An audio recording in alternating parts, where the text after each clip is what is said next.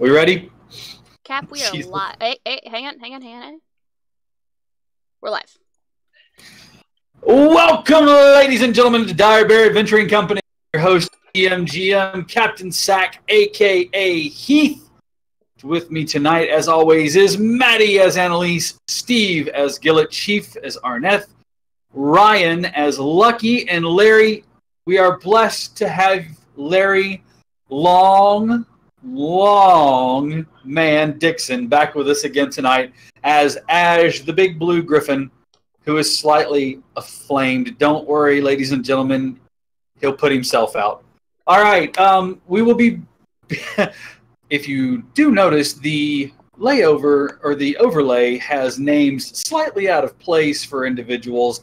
That's because Yenfear, our intrepid bard, will be joining us here shortly. They are currently in commute on their way home, becoming one with traffic and whatnot. So they will be joining us again. Now, welcome everybody. We are on episode 10. Is that correct? 10 is what it says. I'm going to say it's 10. Of the Foundations of Adalar with Dire Bear Adventuring Company. When last we left off, they defeated an emperor, fought a king, and overthrew a regime of sorts.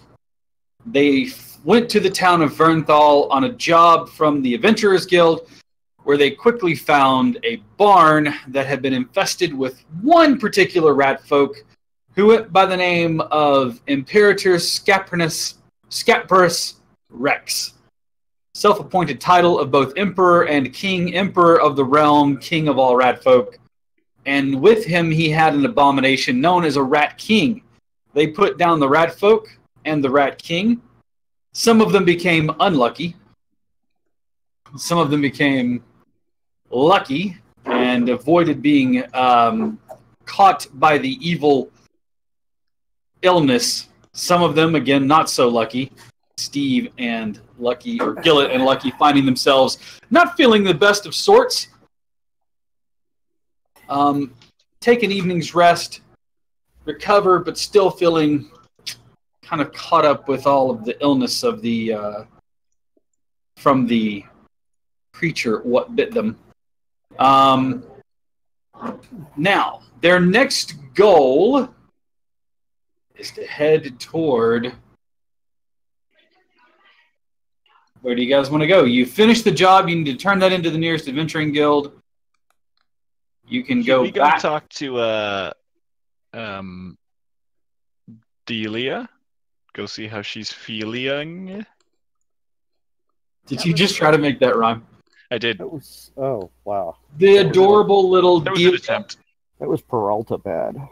The rat folk girl who they met when they were at Vernthal and stayed the night, who grabbed Lucky by the ankles because she was afraid and was trying to make them run away. Her and I have like a sacred bond now. Shit out of each other. You know, you never know. You could have picked up another minion for all you know. Yeah.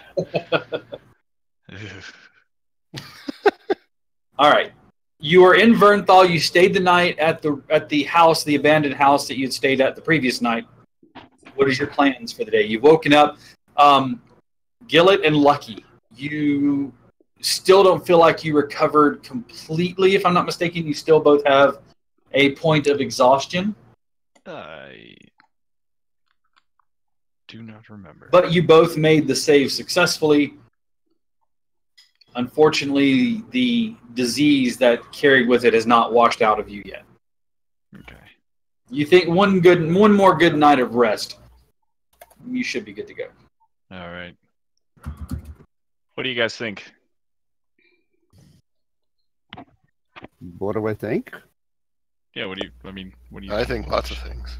Should we go talk to Delia? Should we, if we can find her like a home, or just like leave her to her own devices? I mean, we could also talk to the constable that we met when we actually arrived in Vernthal. That's true.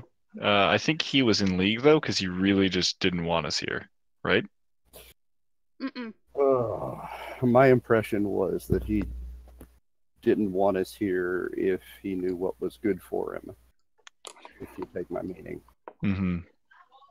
But he didn't know it was good for him. The constable didn't want to cause any more problems for his townsfolk. That was his primary concern. Oh, right. He was heavily implying that. Yes, He because had it was no safer idea. because we were surrounded by village folk, and that he had no idea what was going on. But we have taken care of it. So how many of these village folk are in on it then? And are we in shit because we killed Scaparus? They wanted us to kill him. Yeah, but why wouldn't he just talk about it openly then? You know, I'm surprised. You're all professional adventurers, and you haven't really embraced the wonder that is plausible deniability. Why would you talk about openly killing a monarch in front of people? Because he wasn't actually a monarch. He was just a rat guy. But he still claimed to be a monarch, and you still don't talk about killing monarchs in front of people. That's No, right. but- That's I mean, why we I got claim kicked that out I'm of a the damn Skywarden, bar and- back in Reed's song.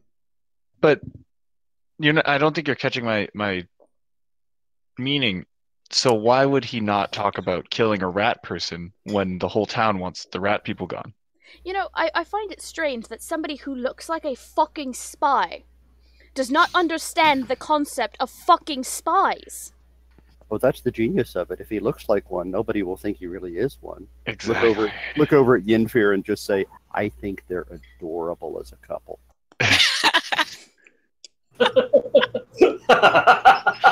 Wait, they're a couple? I just Couple of what? chin hands watching. If he Yes. is the one who wants to kill a rat folk king, Yeah. Did how I often base- do you see little tiny rats? Okay. Well, I don't think he can like talk to actual rats. I'm talking about rat people. Not anymore. No, but this is Well- what I'm saying.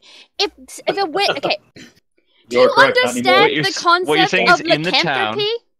Yeah, I know. That's what I'm saying. So how many people in the town do you think are rat people that we're gonna have to deal with now? Now, just for the record, this is the conversation we're having on the way to the No, Are conference. we're you- still No, no, we're we're in the still house. in the house. We have Okay. not left. Thank you for clarifying. I was waiting for you to just walk down the road having this conversation. No, we did that last time. No, we're I still would in like the to house. point We out learned our that Ash basically just shipped you two. He goes. We are aware, and we are ignoring it. And that's how you know it's true. So would it be Anna Lucky or Lucky Lease? Ooh, Lucky Lease is nice. Lucky Lee I sounds like better. that one, yeah. Yeah. Lucky Lease. Okay. A boo. That was your name, right? Yeah, it still is my name. Okay. Except not really. It's John Smith or something like that. Okay. John Smith. Of course it is. No. Honey, you're I not blonde lost- enough to be John Smith. We've gone over this. I lost internet and then came back, and these two were arguing. Yeah, So you we're have still missed anything, arguing. because they always argue. That's how you know it's love. So basically, you left when they were arguing. You came back still arguing. Yeah, you didn't. No, miss- I left before the arguing started. So I'm like, what happened? They're Oh. talking about trying to discover. We started talking. That's what Like, happened. Seriously, with this group, the not wrong. arguing starts as soon as it goes on air. I mean, They're not arguing. They're having animated discussions. it's Dire no Bears play. Debate Company instead of Adventuring Company. It's just a Right. They are No. master debaters. The end of the day, What? the It's rat actually the folk. beginning of the day. Okay, you know what, Lucky? I'm gonna fucking stab you. Sorry. I can So, heal that. are you going to see the constable? Or are you going to go back to Reed's song? Or are you going to make your way onto Landsport? Well, I'm going to just walk over to the constable at this point. Yeah, I'll be joining you. All right. You saw the building that he disappeared into the day before. After nervously telling you that he would like to rescind the contract, that he had made a terrible mistake. Please tell them to cancel the contract because he didn't want to stir up any more trouble than what he had by Something's up. placing the contract in the first place. Yeah. As you walk over and take a talon and rap on the door, Goo, goo, goo. Oh, hello. It's a giant freaking eyeball. Hello. Fiery eyeball. It's a pleasure to see you again. He kind of opens the door up for you and then thinks about it. He was like he was going to invite you in and thinks about it for a moment and steps out to the porch, kind of like hugging the door because you're taking up most of the porch. Oh, I'll step Buddy. back, but still have the head out. Like, are you making stew? Yes, it was my lunch. I was planned on eating it here in a moment. Smells good. Is that local Yes. tarragon? No, actually, I get it shipped every once in a while whenever the transports come through from Landsport to Silverhaven, and I acquire a bit here and there. Well, we have some good news for you. Oh, that's good news. Yes, tell me. Yes. The trouble that you were having, you're right. There's no real need to worry about that anymore. Did you? Yeah. We dealt yeah, with it. We've dealt with the problem. You dealt with Imperator and with his Abomination? His mess. Yes, that is an appropriate word. Abomination. Yes, you've dealt with both of them then. Yep. Mhm. Excellent. The people will be thrilled. And I take it that you'll be off then and going about your way. Unless you Constable. need anything else. Yes? Constable. Yes? Hello. I understand that that this was not a ruler that the people wanted. Am I correct? Oh, that is absolutely correct, especially since we are in the kingdom of Avastre. I mean, we are part of that kingdom, and that has a ruler in and of itself, so can't have overlapping monarchs. That's no way to run a nation. He did not see to the sovereign powers that run this country and this kingdom, and thought he was better because he was of the Ratborn. Yes. I was going to go with insane, but yes. Now, of the Ratborn, you have a large population here, don't you? Not as great as it once was, no, but it's. I'm sure over time, one. now that the threat has or now that the threat has been eliminated, I'm sure that the population will once again flourish and grow. Well, I do know that you're down at least one, and I didn't count him amongst our normal people. honestly didn't strike me as the tax-paying type. No, as a matter of fact, he extracted money from our people, Yeah. threatening them with that horrid abomination, saying if they didn't pay, he would set it loose on them. Well, I really stayed outside to make sure that there would be no ambushes. You have the rest of this group to thank, and obviously reward in whatever way you'd like to reward. Yes. They need some time to rest. Would you give the town's hospitality to them? I'm sorry? They need time to rest. Would you give the town's hospitality to them? No, but absolutely. Of course I would. Of course. I would see no ill come to them. I would make sure that they were honored guests amongst our people. Well, then, how about if we have a cookout tonight? I can go and catch us something, and you all can cook it up, and we can bring everyone out. And Yes. Yes. You like that? That would be great. How, our stores being vexed by that horrible, horrible creature, of course. Our own stores have dwindled a bit. Well, we do have some things. I'm sure that we can make a meal of some sort. I don't know about a grand meal, though. what do you Not- need? What do you need? Oh, a bit of this, bit of that, some more vegetables and a bit of meat. Most of ours has turned game a bit, and of course, the choice cuts and things were taken by the Imperator. This town needs venison. I'll be right on it. And you flap away, a mighty heated beat of your wings. I want to go help. I want to help. All right. Yeah, take Chief, the ranger with you. That makes so much more sense than leaving the ranger behind. You just Who do you watches think get the Ash vegetables?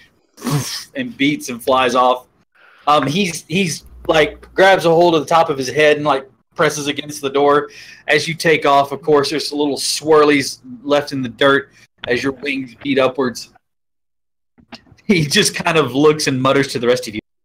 Is he always like that? A bit intimidating, isn't he? Yeah. Mhm.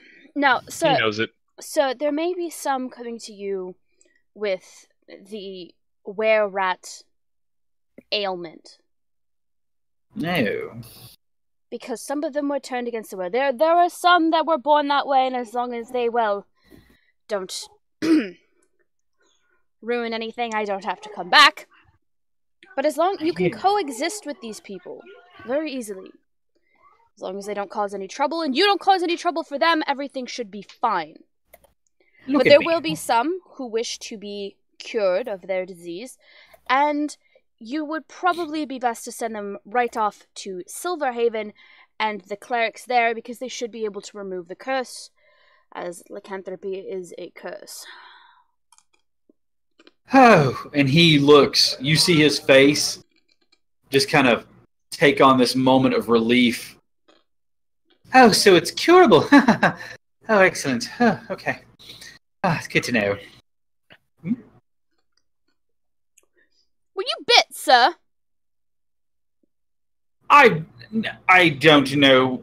Are you implying that I believe that you get paid by the Adventures Guild. I say, good day, and he starts to turn around to open the door, and he's kind of fumbling with the handle. You can see him kind of. That's not what I asked you. I asked if you were bit. Do you suffer from the lycanthropy curse yourself, sir? He kind of turns and looks over you at his over his shoulder. There might have been an altercation where I originally didn't realize that that's who it was, and whenever the matter came to hand, I may have contracted the curse. So, sorry. Silverhaven, sir. Clerics. Yes. Will we be able to remove your curse? Yes, of course. Who's to watch over the town while I'm gone? You have a very capable old lady just down the street. Lovely squashes, wonderful pumpkins. I almost said potatoes. New broom. Pumpkins. Deadly. And a new broom. I'm sure she can whip this town into shape and keep care of it for you. Are you talking of Grandmother June? Mm-hmm. Lovely woman. Terrifying. Yes. Only to You do narrow realize kids that like she's- yourself. You do realize that she's a bit ancient. You realize so are you. Ooh, rude. I like it. I just... Well, I've never been so offended in my life. I mean... And he smooths back the bit of hair that's there on his head. This curly, thinning mop, and he just kind of smooths it. And he kind of brushes sallow cheeks, brushes at the slightly worn shirt with his paunch kind of pushing at the buttons. I'm offended. Why don't So, why doesn't Do you one of not us own a stay mirror? here? I own several of them, thank you, and I am the very sight of fashion in this town, full of bumpkins and farmers. Yenfir turns and gestures to Yenfir. Or sorry, Annalise turns and gestures to Yenfir and says, "No, sir, you are not the word of fashion here in town. He is." Yenfir takes just a split second to go, yes, and then preens and poses and shows off like the peacock that he is, the beautiful, lovely peacock that he is. Why doesn't Yeah. one of us just stay here while we...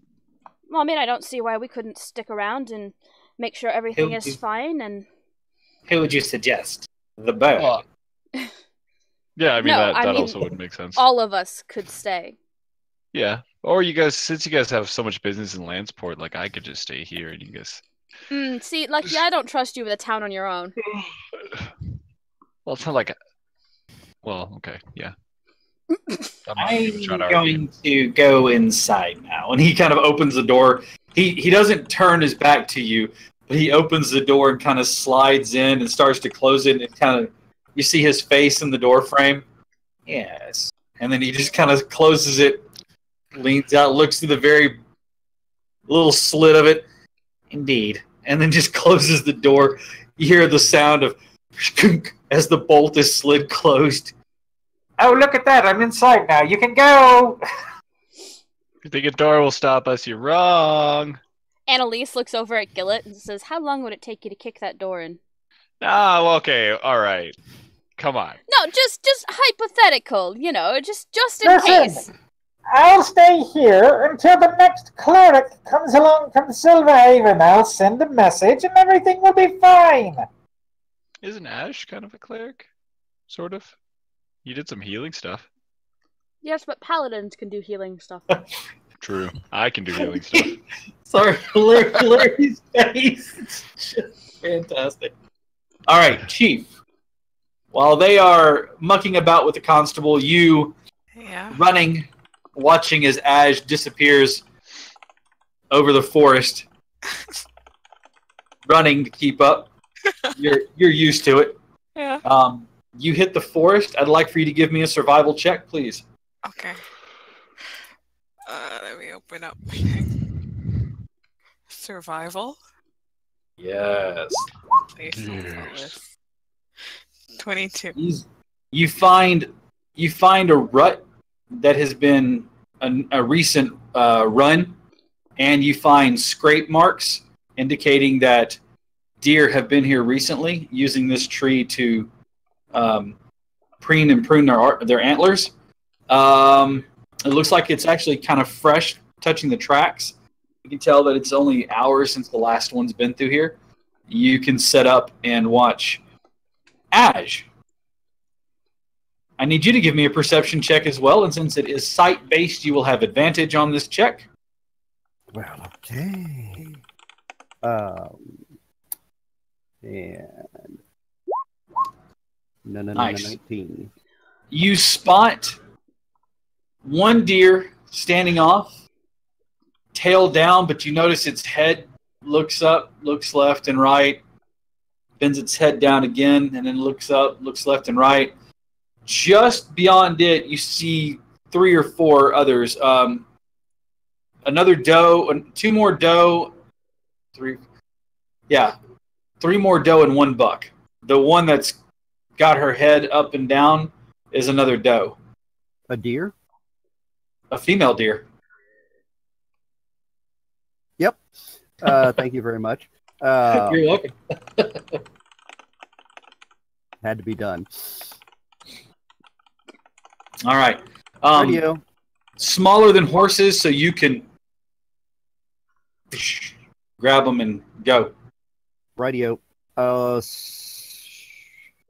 Actually, I'll sight in on the oldest buck there. Okay. You do see a doe that looks like she's seen more years than the others. One of the does looks like she's not a yearling, but still young. Yeah, normally I wouldn't take a doe, but if this one's really old. Well, you only see 1 buck amongst the group. The rest of them are does. Okay. And she is pretty old. Okay. It's buck- time. The buck has a pretty good spread, and you count probably about 8 antlers, including the or 8 tines, including the tips, the spikes there. Okay. So pretty good, decent sized buck. Yeah, the more modern ones don't have antlers nearly as big because they're digital. They just don't need it. So, what?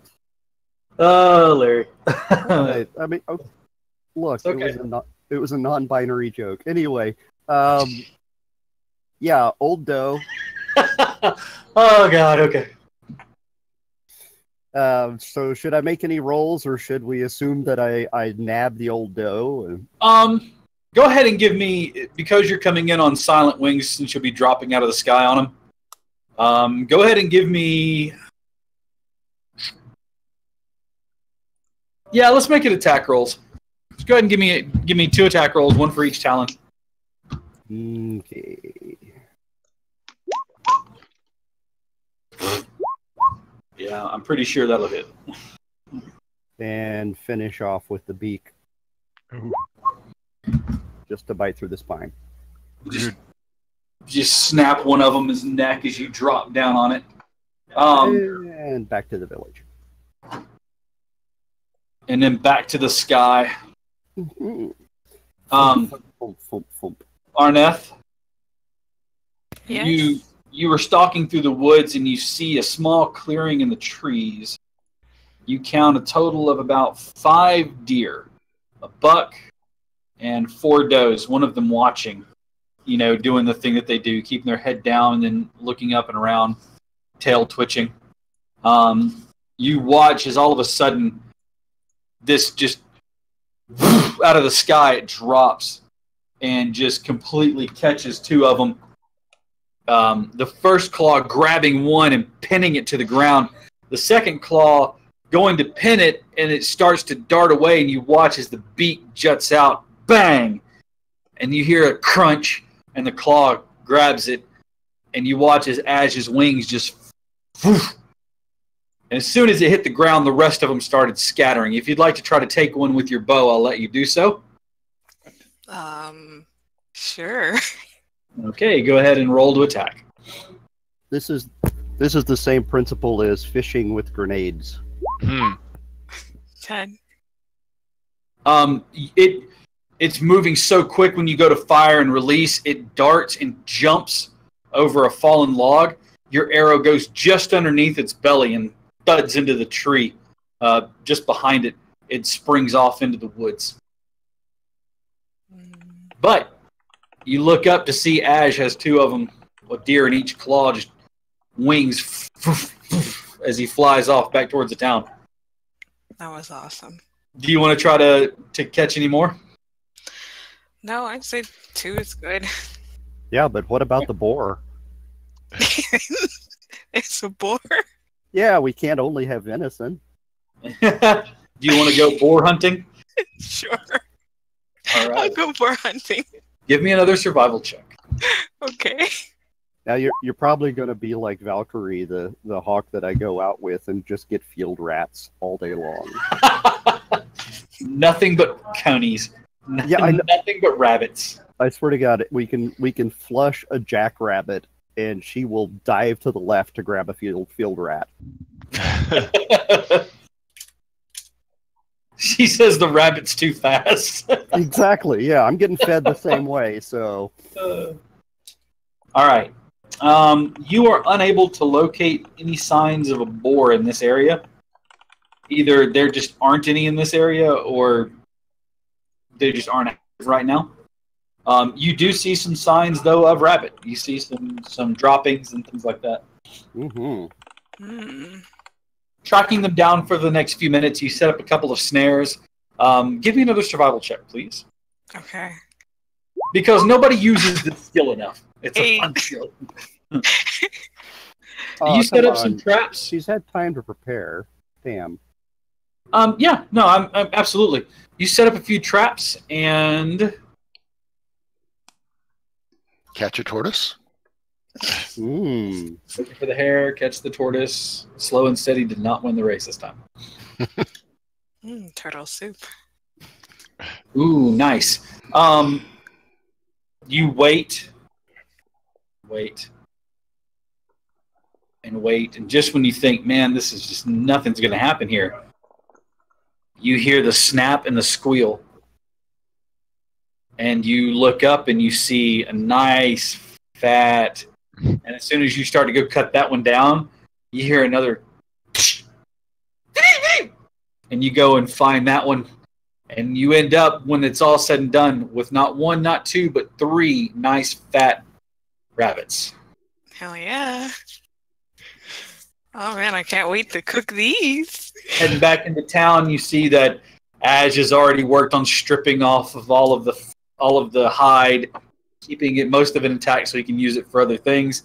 And stripped out. You guys are working on cleaning up the venison and getting it ready for the meal. From behind the door, you still hear, No, thank you. It's perfectly fine. Go ahead and head on out. I've got it all from here. Thank you. God, I hate that guy. So let's are we gonna have like a party? What's going on? Block party. Block party. Block party. Time to do some cooking out. Yeah, As the Vernthal you- party. Just As you were remember, working on carefully stripping the backstrap from the deer, you feel a very familiar against your hide. Lady. The little old lady standing there, her hair again pulled back in a tight silver bun, eyes narrowed, looking at you, broom over her shoulder like a mighty maul. You're doing it wrong. You're gonna ruin the meat. Get away from there. I'll finish it. She swats you again. And I'll just step back. And Slides. yeah. She slides a sizable, very sharp but thin knife. Mm-hmm. You watch as she starts going to town, very carefully making sure not to rupture any of the gut sac, keeping everything nice. And I know, ladies and gentlemen, I know about skinning and treating a deer, field dressing deer. What do you know? I live in the South. Yeah. It's curriculum. Anyway, so hey, I live in Canada and I learned at least the basics of this shit in Scouts. Yeah, right on. So, I It's have no idea what's curriculum. happening. but So anyways, you Annalise, guys- while this is happening, Annalise will be taking the hides and doing the same thing to it that she had done to the cougar hides. Okay, Oh. treating them. Yeah. All right. Nice. You guys spend the time getting everything prepared. You end up cooking. Some of the people from the town come around, bringing other things along with it. It ends up being a fairly nice evening. You notice there's about 60 people from the town gathered, bringing what they have with them. It ends up being a really nice meal shared by everyone. They're very warm and inviting, very thankful for what you've done.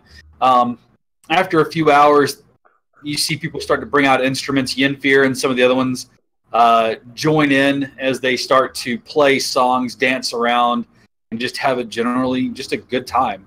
Can I join them? I have two things I want to Hell do. yeah, you can. Absolutely. Speaking of Yenfair, Hi, I'm here. Sorry. Yay!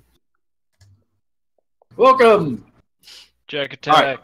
Ash, what did Hey. you want to do? Waiting to see if our interface is going to update. There it is. Okay, over on Twitch. First of all, I want to spread the rumor that it was thanks to the cleverness and good care of their constable that we were able to defeat this enemy of the people. All right. So you're talking him up. Uh-huh.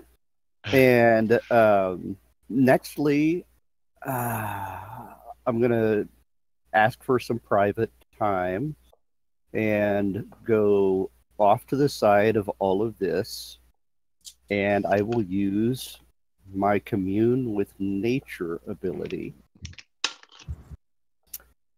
to find wild strains of the more domesticated strains of vegetables that they have, so that I can bring them back as new crop for them.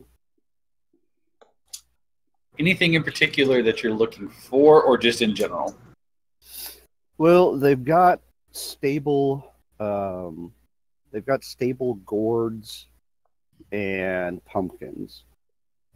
I'll look for, and of course, this is why you want to have a giant blue griffin paladin in your group, is to help with gardening.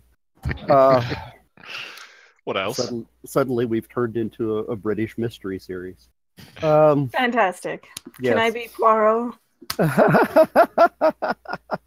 I was thinking about Rosemary and Thyme, but Perfect. yeah, with two gardeners that solve crimes.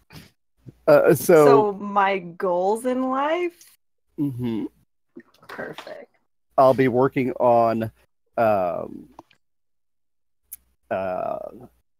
melons. Okay. Some good wild melons, and also some free-growing tomatoes, or what I'll be looking for specifically for them. Okay. You spend the 10 minutes that it takes to like cast the ritual.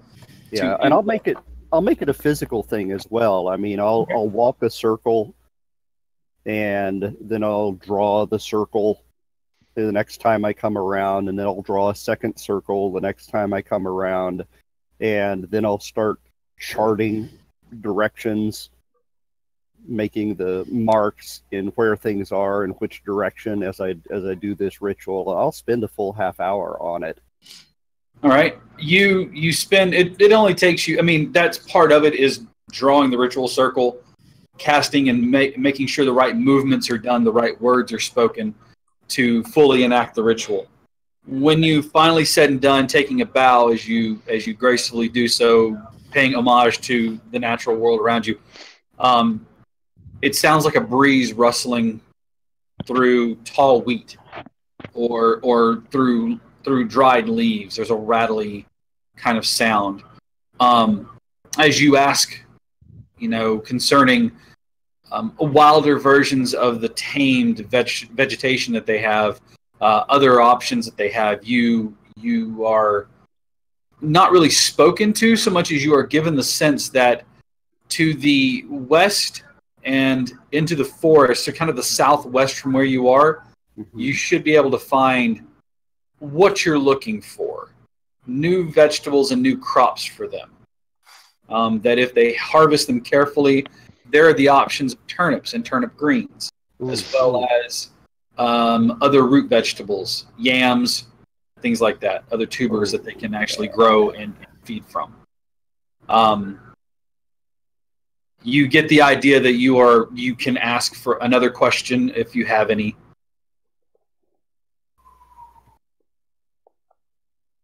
Well, the next question I would ask would be the location of a freshwater spring source within a mile or two of this town. The ground beneath your feet seems to come alive, and you feel the energy that is brought with the life and energy that is brought with fresh water that all plants and all nature need kind of flows out in a stream in one direction. And not only do you feel this sense of a stream, and it's not a big body of water, it'd probably be more like a creek size. Mm-hmm.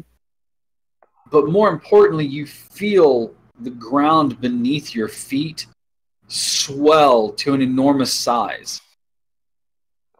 And it flows underneath you in this enormous cavernous space, as though you were a moat set adrift on this. And as you watch as it runs, not quite on an east-west line, it kind of winds, but it ends right where the well is in this town. Ooh. And as you look over there, there's this moment of realization that they're sitting on top of a huge aquifer and they have access to it from the well. And that there's plenty of rain and other natural sources of water that fall from the sky. You get the sense that natural or good source of clean water is abundant and all around you.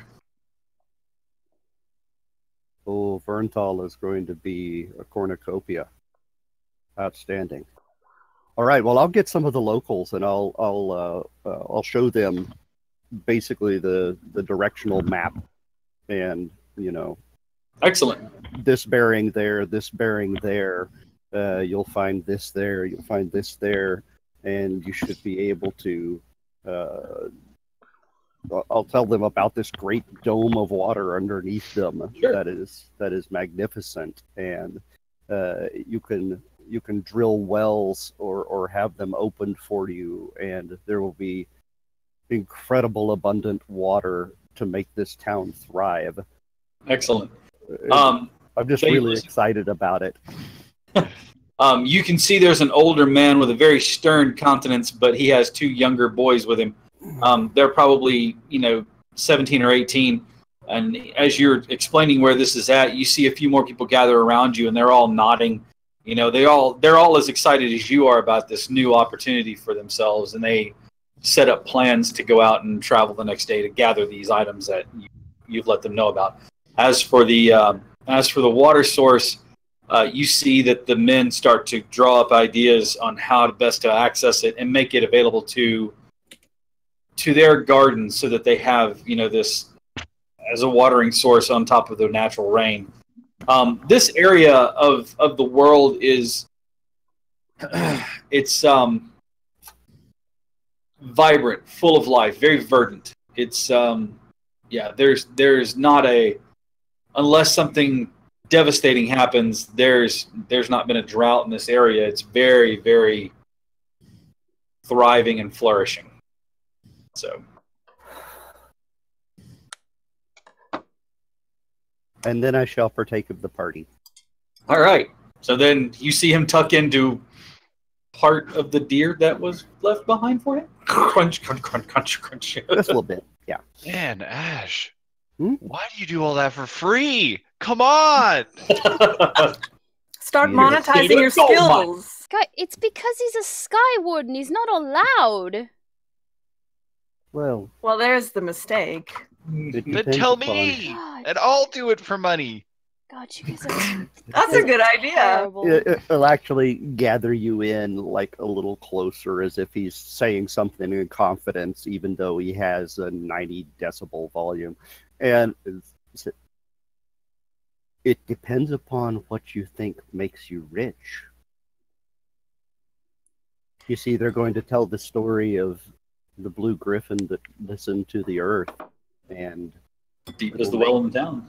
And it will make others that don't look like them more welcome here, because I'm not shaped like them, but I came and I helped them. So whenever there are outcasts or refugees or just someone who doesn't feel they belong in Silverhaven or Reedsong or Lanceport or wherever, they may find a home here, and they'll understand that things from outside can be better and make their lives better, and that's the payoff for me. Besides, I hope they'll make action figures of me. But you could get like your beak gilded with gold or something. Better gilded than gelded, but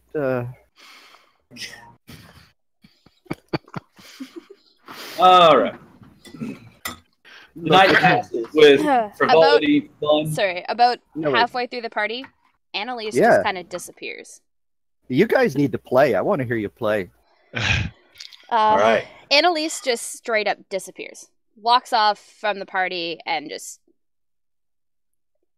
leaves. There you go. Does anybody see you go? I don't know. Do you? Do you I stealth don't know. away or do Why? you? She's not stealthing. She just gets up and leaves. All right. Yenfear. Wow. Me. Mysterious. Some of the locals have gathered their instruments, as meager as they are.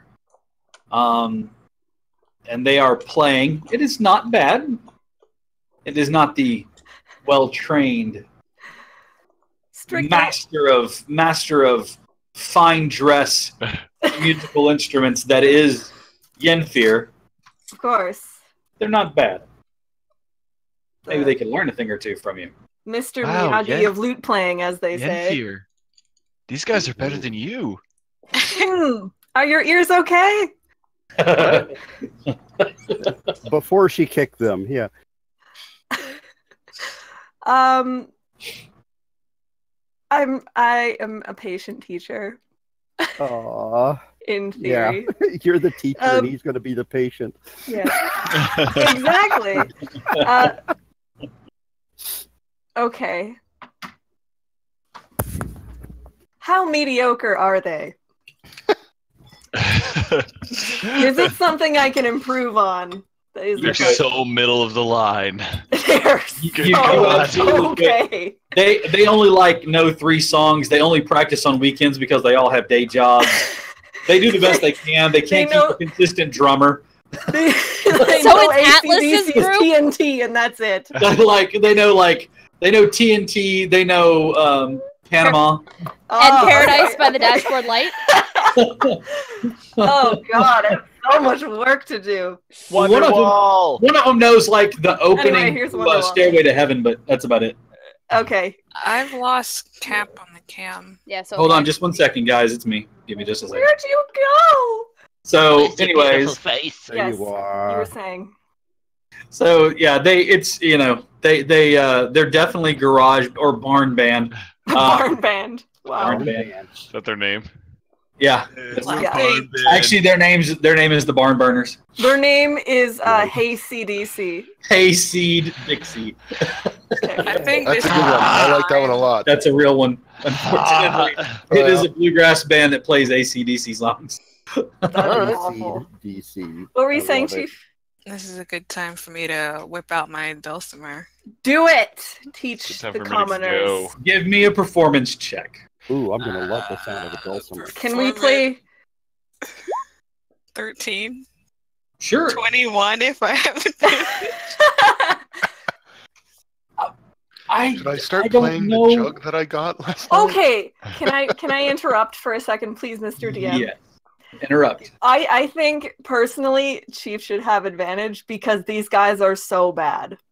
So They're they don't know. They're just not. That's They just don't know alone. what bad sounds like. So, but not that Chief is bad, but I'm saying, backpedal. I mean, compared to them, he's going to sound great. Like, mwah. See, you were working up to there. Then you just I'm so close. I'm so sorry. ran it off the cliff. Learn to let off the gas. Oh, it's This been is why such a Jack day. doesn't drive. This is why I don't drive, actually. Wow. Okay. So, I tried. I'm so sorry. now let me do my part. You watch as the simple farm folk gather around to listen to the instrument that they've not really heard before. They had one guy had a lute, one guy had a baudrin, so just a drum, and another guy had a tin whistle. Here's where I pop in and I say it's pronounced Boren, believe it or not. Thank you, No problem. Lauren.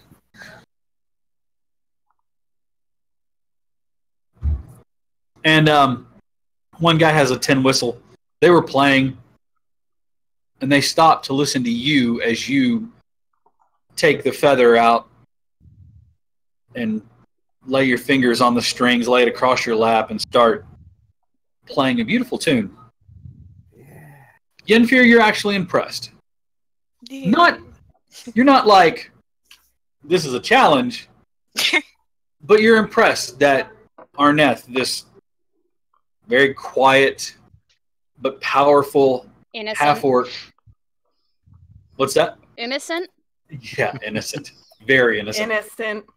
Half-orc would play this thing so well and with such beauty and grace for someone who hasn't shown any sort of interest in playing any instrument before. I mean, you've seen this thing, but this is kind of a new side of Arneth that you have not seen before. Aww. His wolf parents were very strict. You didn't get to blossom like the beautiful flower he is until now. that's it right there. All right. Are you going to join in and play at any given time? Absolutely, I am. What are you going to play? Like what instrument? Absolute. Scrolls down. What instruments do I have? All of them. You have all of the When did I instruments. gain all of these? Shall I play my horn? Why can't I hold all these instruments? I'm gonna play my French horn. No, I'm just kidding. Hey, I used to play the French horn. Hand in the You're bell. doing great, Hand in the bell.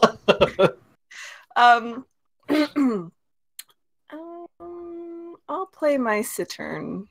All right. On this episode of Dire Bear Adventuring Company, we play music. All right. Yay. So give me a perform check. You will have advantage because you are. I don't need your advantage. You say that now. Like DM remembers, Jack. Don't make silly proclamations. Arneth, as you finish playing the tune, they all clap and you hear hoots and cheers, and they all come to look over at the instrument because they've not seen it. When behind you, hear this. I'm probably blushing. From behind you hear this strum power chord on this sitar, and then Yenfir breaks into song. It is a lively tune, and it's to the point where no one can help it. They are all up on their feet, dancing, hooking arms, twirling around in circles. Dust is being kicked up by everybody. Everyone who wants to is dancing. They are having a great time. They are laughing and cheering as though the troubles of this rat folk, this lycanthrope, never happened. You've eased their minds for this evening at least. Can I roll to see how in love I am with the performance? Insight? I don't think I've ever had anyone ask me if they could see it. Yes, you have. Yes, you have, and it was opposing charisma checks. You're right. It was opposing charisma checks. You are absolutely correct. Because it was with me. Yes. Okay. That is exactly what we're going to do. I want you to give me a straight charisma check, and Jack, I need you to give me a straight charisma check. It's opposing charisma checks. Absolutely.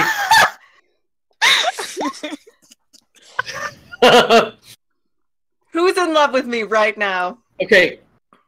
Lucky. Yeah. Pretty good. You've heard better. Wow. He looks really good in the firelight. He's got the show going, hair flowing back every once in a while when he kicks his head back. But you can resist the wiles, but you are impressed. You gotta make sure you for darker music, you know. Yeah, a little more emo. More metal, you know. That, you know, cathedral. Definitely like prog alt, you know. I'm gonna need to hear some My Immortal. All right. Arneth. I'm really into these bards, but you wouldn't have heard of them. Yeah. Arneth.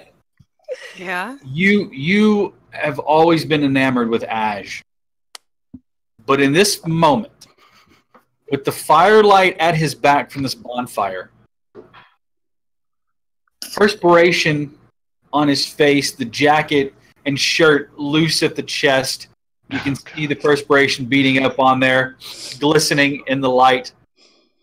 Hair flying back wildly as his head nods and dips with the music.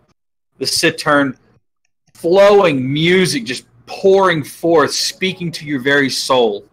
Never in all of your years have you ever been so entirely in love with someone. What is this feeling? I think I'm dying. I demand the next art piece be like a Fabio-style painting of Yen. I put on the to-do list immediately. You would absolutely lay down your life for Yenfir. 100%. Wow. Falling upon your own sword should you offend him in any way. Oh my god. Good job, Jack. This is how you managed to kill the entire party in one fucking go. This is how you all die. Yeah. It is not through combat. Right? It is not through combat. It is not through, you know, foul means. It is literally just through the elf bard being himself. Causing everybody to fall in love with him irrevocably. Annalise offends Yenfir, Arneth kills Annalise. No. Arneth tries. Yeah, there you go. All right.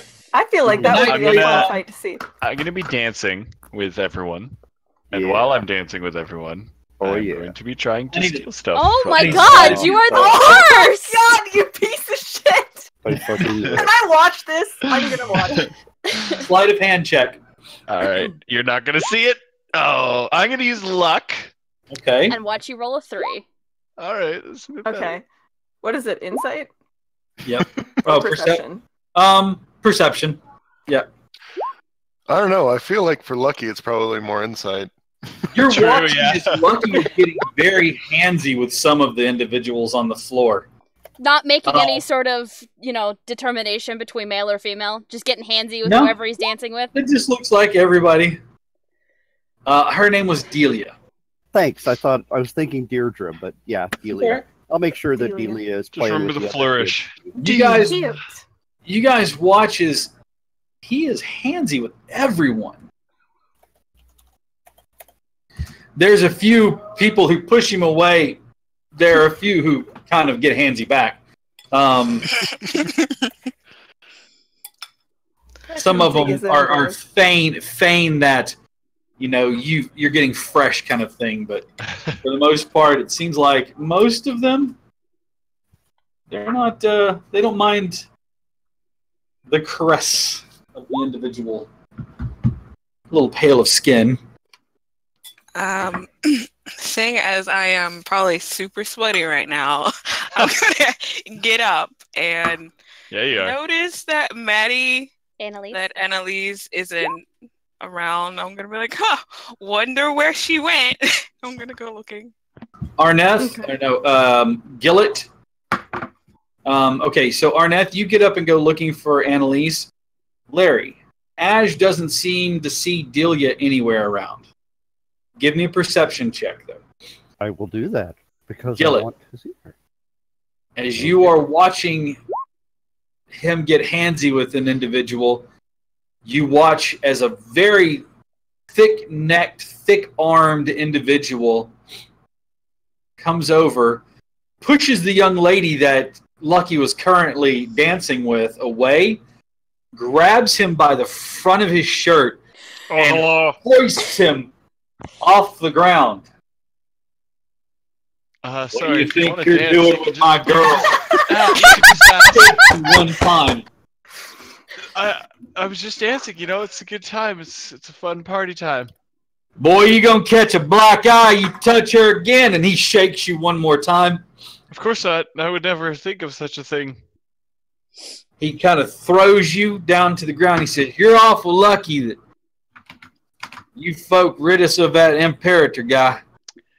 Yeah, you know what? I swear, and he draws his fist back, and the girl says, "He doesn't mean nothing by it. Go ahead and relax now, honey. Go on, relax." And he puts his arm around her and walks off, and he looks back at you, daggers. And as she walks, she looks back at you, and there's little hearts. You see her kind of catch it, blush, and then she pats him on the chest as they walk away. Lucky, God, you I are love danger. officially the worst. God, I love danger. Lucky sweating. I almost died. It's great. I've never I felt almost so alive. Are you looking? And this are you is looking how to- we turned Lucky into a thrill seeker. Are you Turn him. Lucky? Are you looking for anything in particular? Or just trying to take whatever you can. Oh, whatever I can, of course. All right. Like a street magician who knows too much sleight of hand, you walk away with a bracelet, 3 rings, about 6 silver pieces, a necklace, and a scarf. Ooh. I'm gonna be like, someone dropped their scarf, and just like put it on the table and walk away. Oh, that's mine. Thanks. Oh, never Pick mind. it up. Sorry, I actually think this one's mine. All right. Okay. I didn't realize can't believe it's it. yours, or you thought it was yours. Ash. Our next adventure is going to be to try and find the jewelry thief in this small town. As you look around, carefully picking your way through and looking for Delia, you notice you don't see her. She doesn't seem to be in the mix of things. Everyone, I'll be back, and I'll go back to the farmhouse that we found her in. Easy enough to find her. She's in the farmhouse, not in the basement. Yeah. And she's looking at through one of the windows. She has her hands on the sill and her head kind of in her hands. when she sees you coming because there's a little glow wafting off of the tips of the feathers. Yeah. She smiles. It's again that the longer snout of the rat pushing up at the cheeks. It's endearing, if not a little a little crazy looking. Delia? She waves at you. And Delia. she puts her hands back on her head. Delia, I came to invite you to the party as my guest. Will you come with me? No, I could go over there. The people are over there. The people are afraid of me. No. They would throw rocks at me and run me off. They would think I'm just like the Imperator. I don't want to go over there. Come with me. Here, I'll show you how. There's this place right here on my neck, right behind my ears, so you can hold my ears. And if you sit there, I'll put my head down. If you sit there, okay. She climbs up. Yeah. She's very light. She only weighs maybe between 60 and 70 pounds, maybe. And she easily scrambles up onto the back of your neck. You almost don't even feel her there. All right, I'm going to raise my head now. You feel her grab a hold tightly. There. See how tall you are now? I've got to say, this is a little unsettling. I'm a little afraid. It's all right. It's all right. Now, I'll go a little wide-stanced on all fours, and I'll say, you feel how steady I am now? You're safe. All right. Okay. You're safe. Now, we're going to walk into town together. You don't feel her do this, but you know that she's like shrinking down behind your head. Now come walking back in. And I will have little Delia, back there in the crest, as it were. Okay. Then I'll introduce the other kids to her. And this is my friend Delia. And she might look a little different, but she is just as nice as you'd ever want to meet. And drop my head down so she can get off.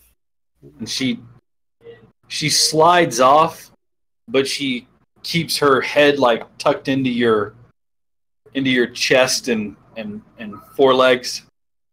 As she's a little shy, and I'm saying this so that the parents and the other adults can hear. She's a little shy because she's afraid that people will think badly of her because of the way she looks. But we all know that that's a stupid thing to do. The music is playing in the background closer to the fire, and you're at the edge of it. And there is, around you, absolute quiet. There. She's very sweet. One of the little kids starts to move forward, and you watch as a parent reaches out and grabs their shoulder. And you hear, is she going to pass this? Is she going to pass that disease on to the rest of us? Oh, that's the thing. There is the lycanthropy, is what it's called, the disease. But there are other folk like Delia who are born this way, and they're all like that. And they're very smart, and they have a great sense of smell, and they are wonderful at picking out problems with crops because of that. She has her tail up and, holding on to it so that it's, doing the thing where she's hugging it close to her chest, and she says, I can smell when the food is rotten and when to stay away from it. You watch as this one large, not the same large man that lifted Lucky off, but another large guy, bit round. He's probably in his 50s. His hair is mostly really bald. He's, farm build. He walks over and he's got this very stern look in his face. He looks mean. He walks over. He looks down at her, and he towers over her. He looks down at her. He kneels down and says, I think Delia is a pretty name. Oh. He stands up and holds his hand out for her. And he says, come on, let's get you something to eat. And he moves into the crowd, and you see some of the parents, they didn't move out of the way. He says, get your asses out of the way. And they kind of move aside, and he walks off into the crowd with her. She was clinging to you. She's now just like sucked up against his leg, and she's walking, still holding her tail in her hand. And to that, Ash says, now I can dance. And the bird dances. All right. Got anything in your pocket? Shake your tail feathers. Shake your tail feathers. Arnett. That's me. You're going to look for Annalise. Annalise, how easy is it to find you? I don't know. It really depends on if Arneth looks up. Ooh. Give me a perception check then. And go ahead and give me a stealth check. Not that you're hiding, but that you're not. 22. Wow. I always look up. Yeah. You do. You look up, look down, look all around. You do. You look up and you see Annalise. Annalise is actually seated on one of the roofs of the village. Totally anime. I love it. She's sitting up Sword there. out. You can hear her just quietly kind of talking, but there's nobody else up there, and you don't know who she's talking to. Oh no, she's lost her mind. I mean, hey, Annalise. Hi. What's up, girl? I'm gonna try to climb up there. There would be a tree next to the roof that would have made it easy to climb up. Okay. I'm not even gonna make you skill check it. Just you easily climb the tree. Something you do often. Climb the tree, hop onto the roof, hope it doesn't give out. There's a groan as you hit the rooftop, but it seems to hold. Arneth, what are you doing here? I just want to see where you went off to. But you kind of disappeared. I haven't been surrounded by this many people in a very long time. It's not your thing? It used to be. Just not anymore.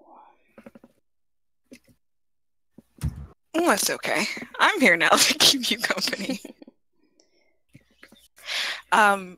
Who were you talking to?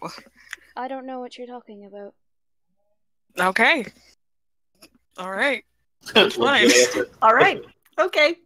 Not gonna pry. I wasn't talking to anybody. Actually, I was reciting poetry.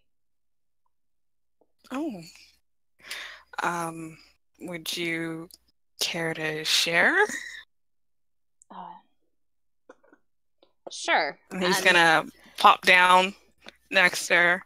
And she opens her book, and it's a red leather bound book, and it's covered, or it's a red leather bound book, and it's inside it's just pages that have been glued in. And she kind of flips around to a couple of the different ones before she settles on a relatively short one. She says, I pray to the sun as the world grows dimmer. The fire fades, and I am alone. There will be solace in this journey, no peace until my mind erodes. Hollow, hollow, hollow. Don't let me go. Hollow, hollow. Whisper a prayer for the souls I've surrendered. There's no coming back from what I've done. A trail of ashes left before me. In the chaos, I am cursed to roam. I don't even know how I found myself here. I don't even know why I wander. I don't know how. I don't know why. And I don't know how to find my way home. The lyrics of Hollow by Hardest, ladies and gentlemen. Bless. Oh, that's sad. That's so sad. Arnett crying. I has a sad. All of them are like that. It speaks to me a lot better than, well, most other things that I've read, so. But why did you follow me out here? You looked like you were having such a wonderful time. Didn't want to bother anybody as I came out here to read a little poetry and get away from the crowd. Gosh darn it, Ryan. Sorry. Oh God. Well, you know, big crowds aren't really my thing either. So here I am.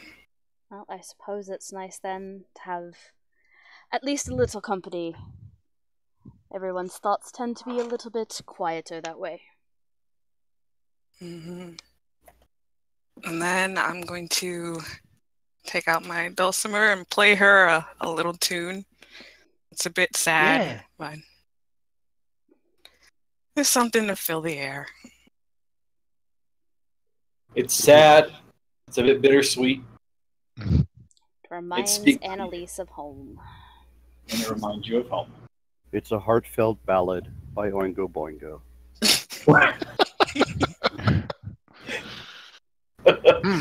As it's Careless Whispers. We all know what it is.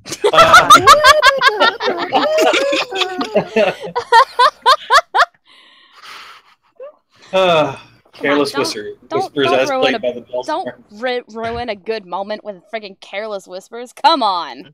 All right, that's right. As the night closes, party winds down. You find yourselves invited to stay in various homes and hovels. Plenty of room. Well, you don't. No. You all find yourselves drifting off to sleep. Lucky and Gillett, I do need you to give me a Constitution saving throws, please. All right, I got 2 points of luck to beat this. Okay. Yes. All right. You. Let's see. Lucky and Gillett and Yenfear. Yes. You both have one of the swords, right? Yes. Mm-hmm. Okay.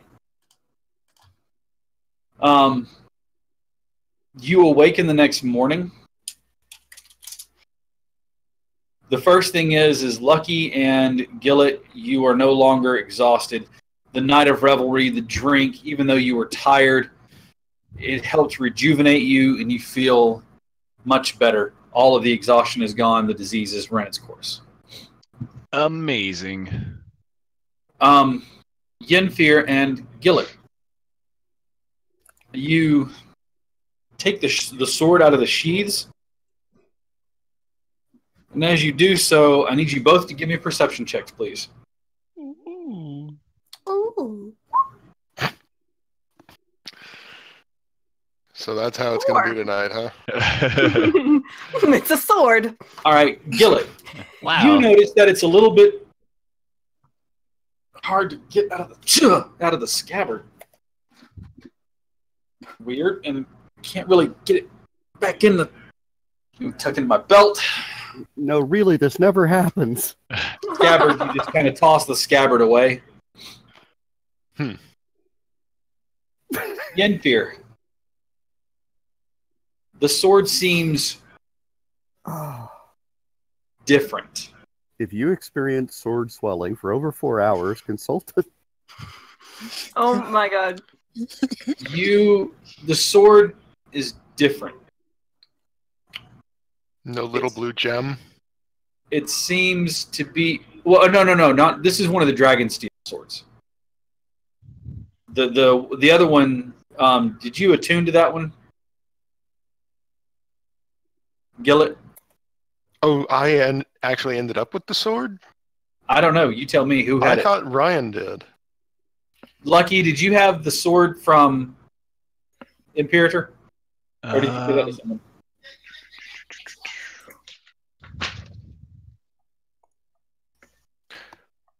Let me see. I don't have it written down, but It was either Lucky or Arnath. I think I remember taking it actually. Okay. Because I was gonna try and learn more about it, but then I didn't. Yes. Okay, right. So this was the actual. Remember, whenever in the fight, you noticed that the swords themselves were glowing upon certain hits, right? Mm-hmm. Mm-hmm. In Fear, the sword seems different. The edge was sharpened on either side for punching through. You notice now that it seems like one side of it, while both sides are still sharpened, one side of it seems to have some sort of pattern along the blade. Mm. Well, that's odd. My sword's changing itself. Mm-hmm. Okay. What sort of pattern is it? That's a good question.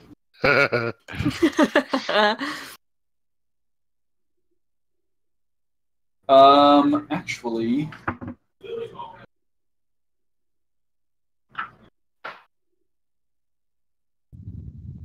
give me just 1 second. I'll let you know. No worries. Why does it smell like rat blood? Weird.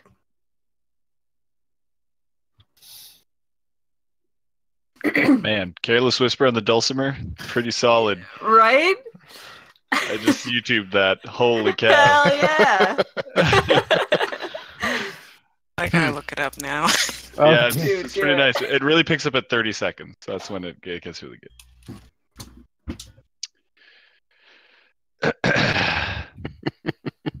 So do you want the scarf, Yenfear? Yes. Yes, I do. Sorry, I forgot I moved my camera to the other side. Ooh, that's nice. Scratch that off. Ooh. You may have the scarf. Bless. I don't need it. Thank I've you. already got this thing. Now I've got careless Put it on my neck. in my head right now. I did this to myself. Yes, you I have did. no one to blame It's a token of affection. but myself. We were gonna friggin' do something nice and sweet, and you're just like, nah, it's Careless Whisper, and we're just like, real? because that's how I am. Because hashtag memes, ladies and gentlemen. The You, DM just great covered song. himself. In Fear, as you turn the sword and look, the first thing you notice is that the edge of it has, and you know this wasn't there yesterday. As a matter of fact, you know it wasn't there since you've owned the blade. But as you turn it, it catches the light, and you seem to see a hint of gold, like a thin gold vein that runs down the edge of the blade. Beauty. You kind of turn it over in the light. It feels heavier. I mean, it was already lighter than a regular short sword would be. I mean, you've hefted those before. This one felt lighter, and now it feels like back to the normal weight. You swear to God, the blade is a little bit longer.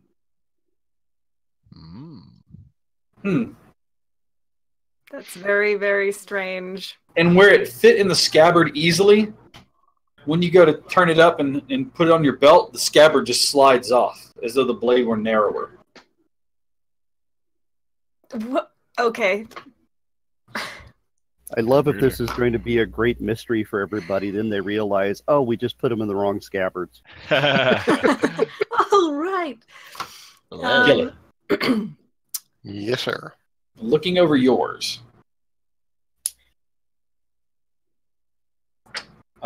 you see. Oh. I love when the DM pauses like that. It always bodes well for the party. Oh yeah. What could go wrong? Uh-oh. Your sword is now sentient. Lava. Sentient lava. Professor, lava, hot. Okay. Mm. Looking at yours, you turn it, and it's thicker than what it was. It's heavier. This is a weapon meant for power. And looking along the edge of the blades, you see in the middle of it, running up there, is this pattern of red. Red, almost gold, but more red, that runs up the center of the blade on both sides if you turn it over and look. And it's warm. Warm? It's warm. It's not hot, but maybe it's just your imagination, but it feels warm. And you turn. It is lava. Thunder. No. Anyways, you take it. It doesn't feel like it's like you don't know how to use it, like it's completely different. There's just a few aspects of it that it seems different today. Maybe we'll find out more. Anyways, Lucky. Again, that evening, as you were dreaming, sleeping, Uh-oh. that voice that has been with you since you were a boy, that you always tried to run to and eventually just said, look, we're going to have to get along. Speaks to you again. You did good, boy. Keep this up, and you'll succeed. You're sounding more energetic lately. Yes, well, maybe we're closer to releasing me once and for all. And I will consume everything. Cover it in ice and snow. That's not how it's going to work. We'll see. What am I doing differently that's making you so different? Well, you're not turning tail and running from a fight. You're finally realizing that there's power out there. Well, I'm with new people now, and they like me. So, I'm not going to run. I wonder if they'd like you. If they knew what existed within you. I bet if you got out, all of them would get together and kick your ass. Maybe someday we'll put that to the test. I think we will. I'm not as afraid of it as I used to be. But for now, I'll wait. And it recedes from your mind and your head. You shake your hands out, and you slept with blankets, and it's not particularly cold out this morning, but for some reason you keep shaking your hands out. You know how your hands are cold at the end of working in an office all day long? You gotta warm them up. Your hands feel cold. Can I touch that warm sword of yours? Thank you. I don't. Wow. You know it's warm. Okay, line of the night right there. Anytime, all you gotta do is have. Can I touch that warm sword of yours? Don't forget, ladies and gentlemen, just open your throat and don't go. My new profile picture. All right. Oh God, so good. Where is the party heading to? I know where I want to go. Where do you want to go? Not Lanceport. Wow, what a good idea! Let's not go to Lanceport.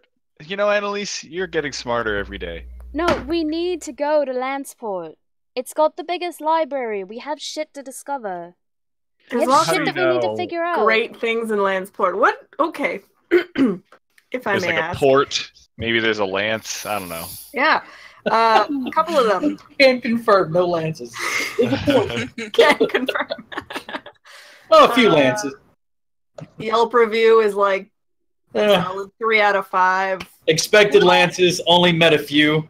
Little disappointed. Little Thought there would be disappointed more at number of lances. lances. Oh, that's such a lame joke. Sounds like we're going to Lanceport. So, Lucky. Yeah. Since we're friends and all. Oh, what? Are we? Yes. Are we gonna have Oh, this cool. Why does conversation? everybody always ask you that? Unfair. I think it's pretty clear when I like somebody. We're friends, right? Jeez. What are you talking Like about, mine. friends? Ooh, My I friendship level? think you're getting the wrong message here. No, I'm just Fucking asshole. kidding. Just stay. Oh, yeah. Yeah, we're friends. Yeah. Yes. I That's just what we wanted are. to know what's got you so anxious about going back to Lanceport. Kerfuffled even.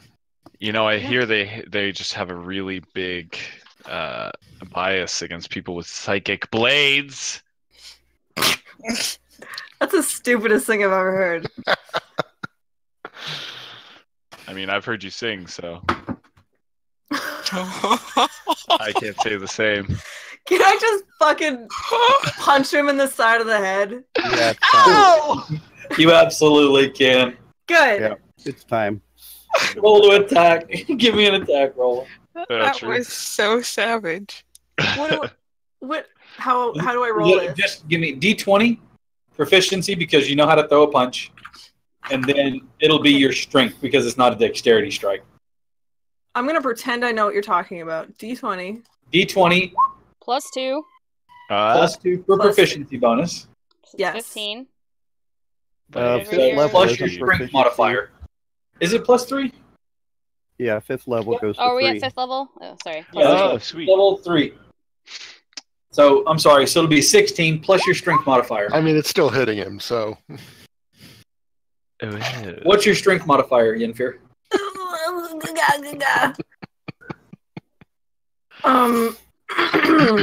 Hello, I'm new to D&D. I don't know how to do things. I've been playing for months. I have seen only one dungeon and 0 dragons. Numbers are confusing. Okay. I'm so sweaty Jack. right now. Jack, on the left where it has strength, dexterity, and whatnot, what is the Is number? Is it What the is big the number big or the little number? number? What is the Big big number? 0. No, So you rolled a 16 to hit Lucky. Yeah. that hits. All right. It is going to be 1 point of damage as Already Yenfir marked it off. clocks you in the mouth. Already marked it off. You know, Ow. Lucky, darling, honey, if you're friends with people, you probably shouldn't insult them like that. Well, the only friends I've ever had Kill it. used to do that. You watch as Yenfir throws what is got to be the sloppiest looking punch you have ever seen. It lands. You're like, oh, no, oof. God, how did you not break your wrist just now? It's just, Punched it's with one of those punches that like a this? toddler gives you. Yeah. Yeah. It's like thumb out, palm like this. Clapped him on the side of his face. Honestly, it was more of a slap than a punch. I gave you a scarf, and you that punched you me. stole. You, And then you don't know insulted me. You know what? I did Fuck not you. We're steal going to that Lanceport. You don't know that it was stolen, so Going off mic for a moment. okay. Okay. All right. Well, I'm going to take this opportunity to lightly prod Ryan. Sorry, lightly prod Vince with the hilt of the now warm sword to see if it burns him. Because why not? It does not. That's what friends do. It was worth a shot. You feel this warm nudge in the lower back. Stop poking Looking with your very- shaft. with the sword, looking at you, looking down at the spot where he's prodding you, and then as you turn, and he just kind of looks up at you and smiles. Kill it. This fucking party. Don't Oh, poke me with yeah, the shaft without my permission. Gillet. I mean, to be fair, that wasn't the shaft. True. Gillet. Yes? How are you feeling? Better. That's good. I am Yeah, too. both Thanks are for asking. Yeah, Ryan, how are you feeling? Not Ryan. Lucky. Yeah, we need to Everybody's stop losing doing that. it today. Yep. All All right. I'm good, thanks. I'm back. Welcome back, sir. Thank you. I'm gonna. Did I? You I missed can't a remember if I good looked at shaft that. kick. Yeah, you would have loved it. Anyways, Did I look at that rat blade? I don't remember if I did. did you want to spend time attuning with it?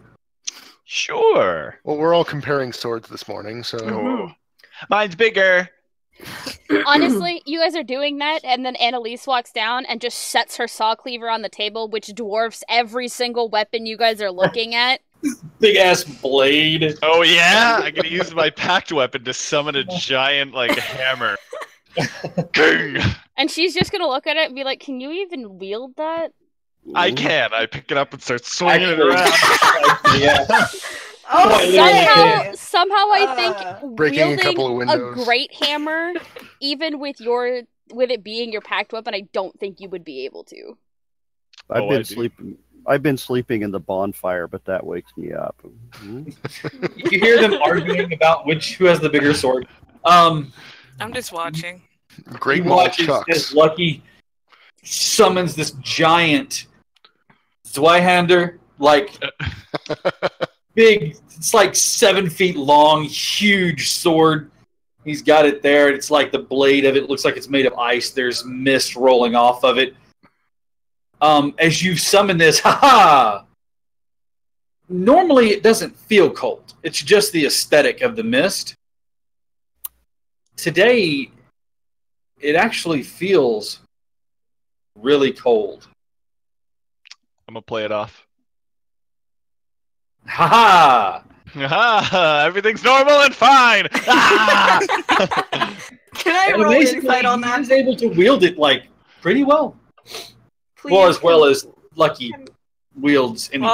While he's swinging it around, I'm just gonna duck. I'm Not just. want to get hit. I'm gonna just face step away. Fuck this shit. Okay. Can I roll insight on his blatant lying? Of Absolutely. everything is fine. Mm-hmm. Fucker.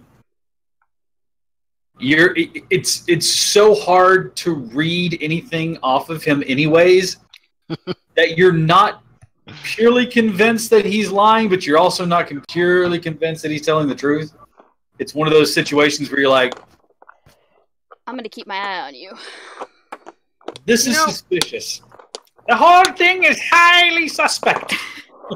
Lucky, you don't have to compensate that hard. I mean, it's totally fine if you have a. They come in all shapes and sizes. Definitely cut out there, but it was funny. Scimitar that kind of Oh, curves. no. He got Yenfia, censored by the he internet. does have to show off because it's embarrassing when he gets shown up by a woman.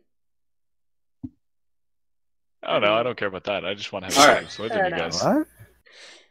As the party devolves into this whole comparison of sword size, where are you going to finally? Arnef completely is missing the point. He just thinks you're actually talking about swords. He doesn't get it. So do I. I'm gonna The leave that context giant sword and- behind. The context of the conversation, the undertones. Arneff's like, What? you always summon something different. What? I'm kidding. Just Cool, never I didn't know you mind, could Nona. summon one that was that big. And of course, you guys all devolve into laughter. Arneff's like, what are you guys talking about? Why are you laughing? What's funny? I don't get it. Look, we need to go to Lanceport, preferably sooner rather than later. Sure, let's get going. But For Yinfia, an if you unrelated really reason, have that I'm big of putting an my mask back aversion on. to Lanceport, perhaps if you shared it with us, we would be more inclined to agree to your aversion. Me? That goes for the same as you, Lucky. Who has his headset off right now? He's making his costume. Just give him a second. He's prettying himself up. But yes, Yenfia, if you have a problem going to Lanceport, you just need to share the reason with us, and I'm sure we can come up with a agreeable solution for everybody that doesn't involve us going our separate ways. What? Well, I don't have a real problem with going to Lanceport. I just, you can't be liked by everyone, right? So it's fine. It'll be fine. Just don't punch people in the face. Oh my and I'm sure god, they'll did like you me. leave a jilted lover back in Lanceport? You know, funnily enough, no. You know, you think I left would, but two. I'm. So you have more than one. Several. Excellent. Good to know. We'll be on the watch for any sort of angry husbands you may have, Why do you angered assume on your we'd be way out. husbands? I'm not picky. That's why I'm assuming husbands. All right. Although it could be angry wives, depends on how progressive you are. I'm quite progressive. Make a joke one time. You make a joke one time in one curse's straw. Okay, that was great. Never goes away. It was Not good. aggressive. Can you blame me? That was a really good joke.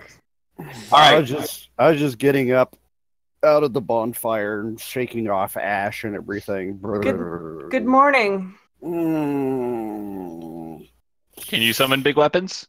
What? He is Can a big I- weapon. Shing! Can I go over and give him scratches? Yeah, well, we're peeing in the fire right now, but sure. Whatever. Afterwards.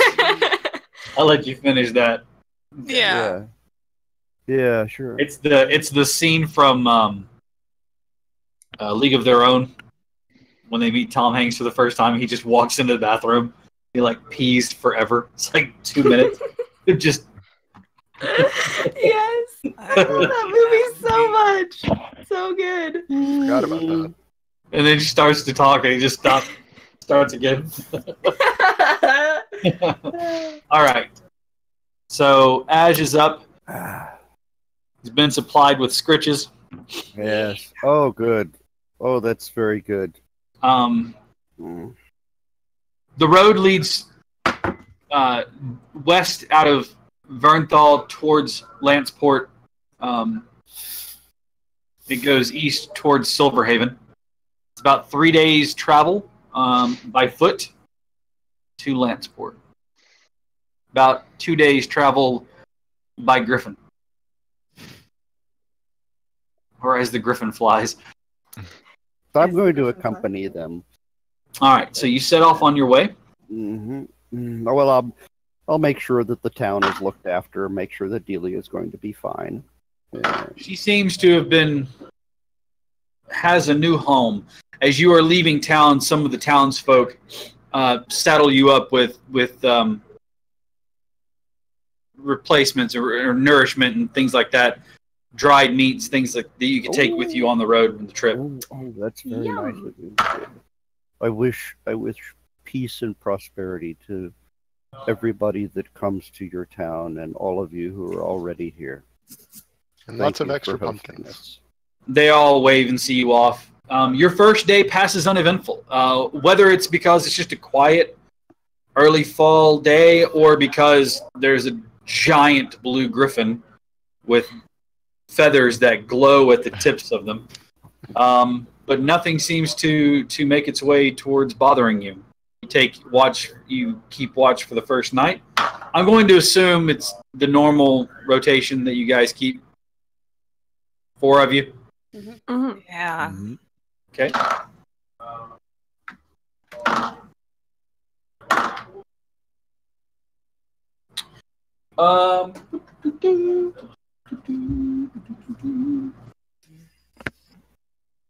Yes, indeed.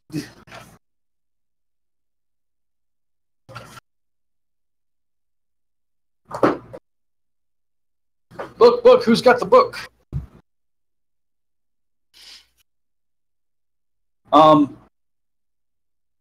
Third watch. Generally that's Arneth, if I'm not mistaken. Or is that Arneth is usually third watch, right? Mm-hmm. Dun dun dun. Give me a perception check, please. Okay. No reason at all. 22. Nice. Oh yeah. Bless. You hear a crunching of twigs or some underbrush crunching underfoot of something. It's me crushing trees. And you hear a sharp intake of breath as you look up to see 4 figures standing in the shadows of amongst the trees around you. They've gotten close enough to see the party, and as soon as they've done that, you see them all stop about 20 feet or so from the edge of your camp. You see one of them point toward Ash, and then you see that same one that pointed at Ash pointed at himself, and then kind of motions to the rest of them, and does a motion away like this from the camp. And you watch as each and one of them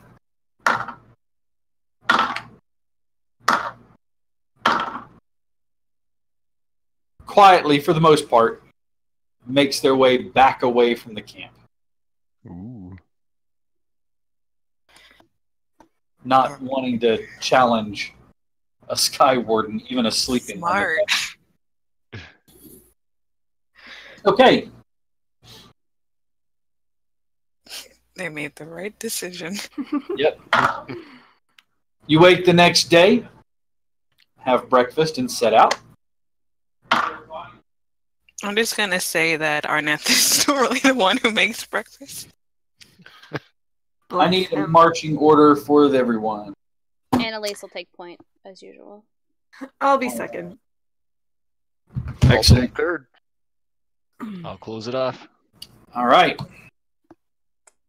And I'll form the head. I call the leg. I'll form the codpiece. Yes. Yes, I would. No. Be somewhere in there. I'll be up.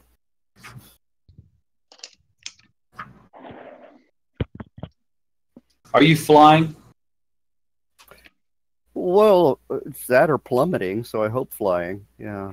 Well, let's say you're flying then. I'll do that. That sounds like a good idea. Yeah. I'll just be up at a couple 100 feet. Kind I of need- weaving side to side. All right.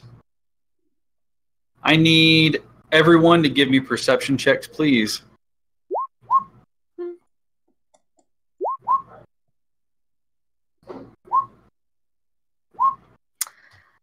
16. Well, those are some good perceptions. Not bad, not bad.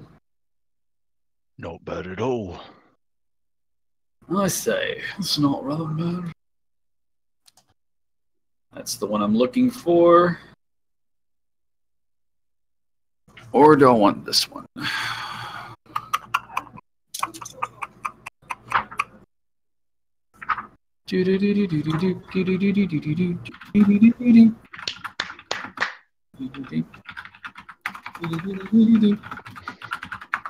All right, so 21, 10, 21.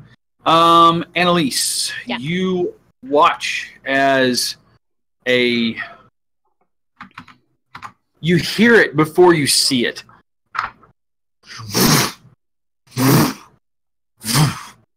A rock comes flying out of the tree line, hurtling end over end, lands on the road mere feet from you, leaving a deep furrow in the road as it skids to a stop. Ash, you spot it and look down and you see this creature that doesn't tower over the trees, but fits in really nicely with them, has picked up a stone and hurled it, and is picking up another one out of a small pile of rocks. I say a small pile of very large rocks. A small pile of boulders. Small pile of boulders. All right, let's go to our battle map. The one that we're so in love with and use all the time. Look, if it ain't broke, don't fix it. This is true. All right, let me go ahead and make sure that I've cleared everything out of the map here. Normally would be... And I'm going to go ahead and turn off my thing here. Perfect. Now you can see the map. All right. All its glory. Everybody, go ahead and arrange themselves down here where you already are. Make sure you put yourselves in the correct order. Ash, I'm going to assume that you are still in the air, probably about 1,100 feet. All right. Yenfir, I don't believe you're that far up. I don't believe you're that far up. And we are traveling northwest in this map? For this instance, we'll say yes. The road comes around a bend. You're still traveling northwest. Radio. I'll be there at 230 feet. All right.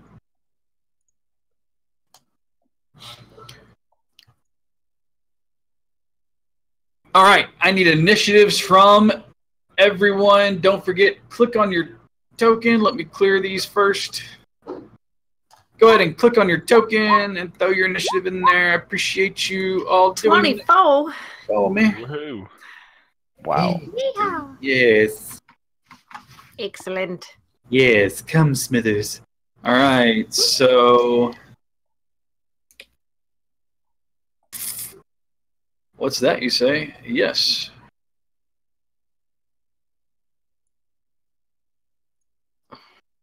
Beautiful. It's a thing of BEA. Beautiful.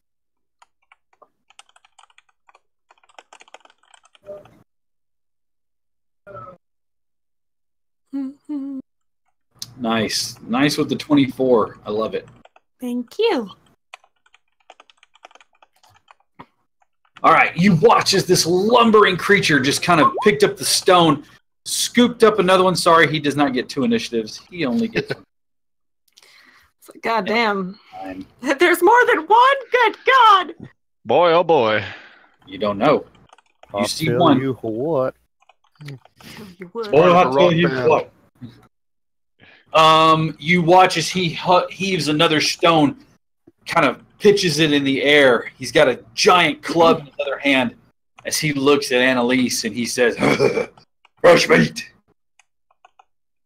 Yenfir, it is your turn. It is my turn.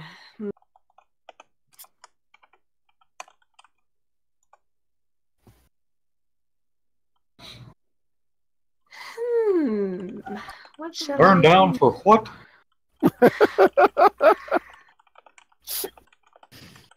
There's something about that boy just ain't right.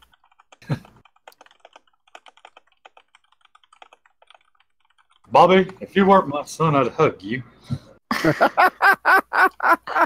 Oh my God. You guys. Okay. All right, Yenfir, what are you doing? What are you doing? What are you doing? What are you doing? Oh my God. Quickly, Let me quickly, see. quickly. That's a long ass way. It's a long ways away from you, yes. Second range increment on that's 240 feet. He can lob a rock a long distance. Ooh-wee. Let me just. How far up did you say you were, Larry? 230 foot. Okay. So in range is what I just heard. Yeah. Oh boy. Oh, yeah, yeah. Okay, well, I have to get close, so I'm going to move. Let's Okay, where are you moving to? You can move 30 feet, or you can double move and get 60 feet. 60. Move up there. All right. Okay. You take off in a run, arms out behind you, Yes. head dipped down. Naruto style. Fighting Dreamers playing in the background. Yeah. Yeah. Okay. All right. And There he then goes. I love That that boy. the Twitch channel is as nerdy as I am when I say we all thought giant bird being lobbed at you guys. ah, I'm not gonna lie, I also thought it was the giant rock, like Yeah. rock. a bird. Bird. Caca! No, literally a stone. Just Yeah, say I- boulder.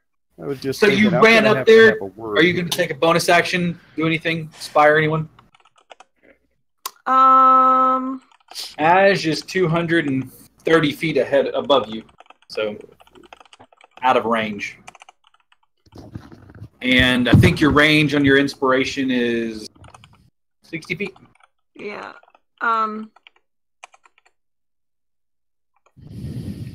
What do I need for epic dodging? Dexterity? Motivation. Dodge. Dodge is dexterity based. I'm gonna use enhance ability on myself. Okay. If I can do that. And use Cat's Grace. All right, so you cast enhance ability on yourself. Yes. For a moment, as you finish casting the spell, there's the sound of this, and you feel yourself becoming more agile, able to bounce on the balls of your feet. Giddy. You casting it at first level? Second level. Okay, so at level. At level, yeah. All right. Nice. Okay. Is that a bonus action? It's a one action. You use dash to get 60 feet, right? No, That means you spent all of your movement and your action just throwing everything, caution to the wind, and just running as fast as you can. That means you wouldn't be able to cast the spell this turn. Well, I was gonna use. Can I not use Face Step? Oh, is that what you were going to do? Yeah. Is Face Step a bonus action? Oh shit! It is. I gotta It learn is a my bonus moves. action? Well, then yes. Then, okay. Well, is Face Step a bonus action? Yes. Yes. Yes? Then you move 30, Face Step 30. You can still cast the spell as an action. You're good. You're golden. Yay! So there you go. All right, and that is your turn. Next up is Arneth. You easily see this gigantic figure standing in the woods, pushing a tree, holding a rock in its hand. Actually, it's got a club in its hand, leaning against a tree. You hear the tree creak and groan under its weight as it hefts the rock, getting ready to throw it at someone. The boulder, getting ready to throw it at someone. It's probably way too far away for me to hit, so... You're using a longbow? Yes. I think it's within the range increment. Click the ruler icon on your menu on the left side, and then hold it on your circle, and then stretch it out, and you can see that he is 115 feet from you. I don't know range on my longbow. Okay, let me tell you right now. Looks like it's 150, I guess, if that's how you read it. Yeah, what's the second number in there? 600. Okay, so yeah, you're within range of it. Okay. I'm gonna take out my longbow. So, like, what the heck? Longbow out, draw, and fire. Releasing the arrow. Mm-hmm. And if I'm not mistaken, at 5th level, as a ranger, I get an extra attack. Second attack. If you take the attack action, you get 2. All right, first one. Second one. Arneth whips the bow around, drops to one knee, turning it sideways. One arrow, boom. One arrow, boom. Before the bow even gets finished twanging from the first one, the second shot flies behind it. Both of them streak through the woods. You hear them snapping through leaves as they boom, thud into the hill giant. You hear it. I need you to roll damage as both arrows strike home. 9 and 8. Excellent. Need that selector.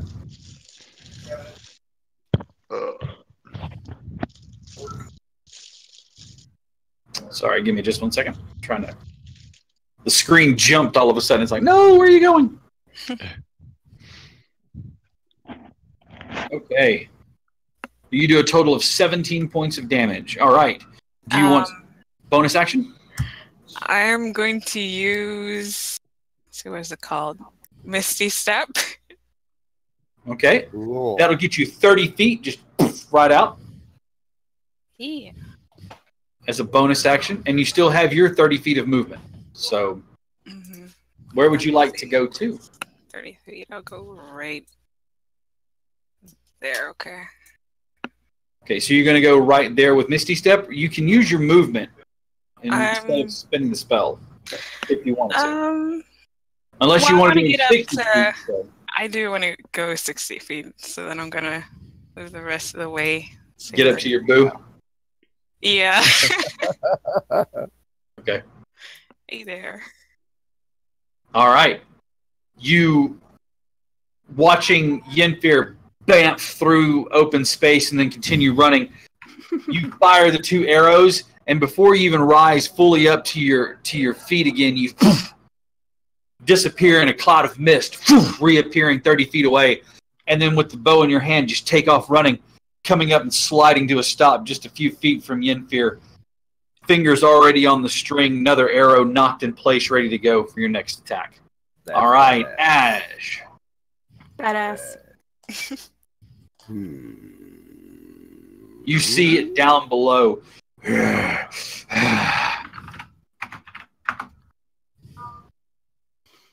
I'm thinking, oh, that's an unwise choice. So it's got some tree cover there. Not really digging its position. So I'm going to start an arc. All right. Like this. Planning on the next round. I'll wind up here right now, I think. All right. You dive out of the sky. You can double move. You'll plummet 160 feet. Yeah. Since you're flying, and I think the fly speed is 80. If I'm not mistaken. Yeah, I'll be here, and then that will be a decreasing radius curve, so that if the giant breaks cover, I can come in behind him. While he's in the trees, he doesn't really have cover from you, because of his height and how he's got the tree kind of pushed. You have like line of sight down on him if you're going to do a ranged attack of some kind. I can be close enough. I mean, you can swipe in and melee attack him, and he wouldn't have any coverage. Because it's a tree. Foliage ain't thick. It's just... Okay. In that case, I can... Oh, did I double move to get to that position? You were 240. You would have had to have probably double moved. Okay, so I only get a bonus action. Yeah. Okay. Do you have Misty Step as well? Well, that would be awesome. He just disappears in blue feathers, and then he reappears.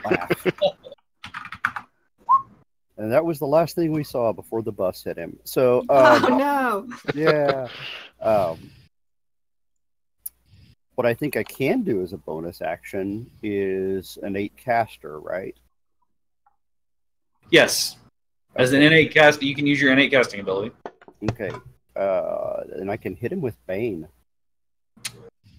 I believe you're within range of it, yeah. Let me double check and see. Bane, diddly diddly diddly Bane.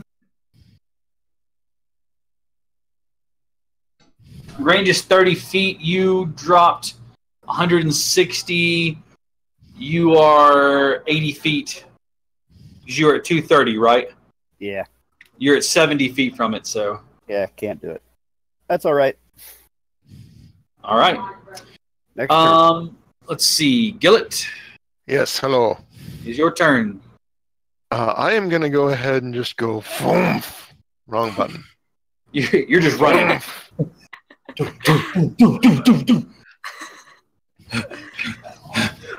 learn how to do that. All right. Sprinting like crazy, shouting on at him in giant, "Can you not? Can you not?" It yells back at you, "But you look so tasty." Oh my. And I'll go ahead and use my patient defense to take dodge as a bonus action. You watch as he sets up the stone stance. Boom. And, all right. Annalise is going to move as fast as she can.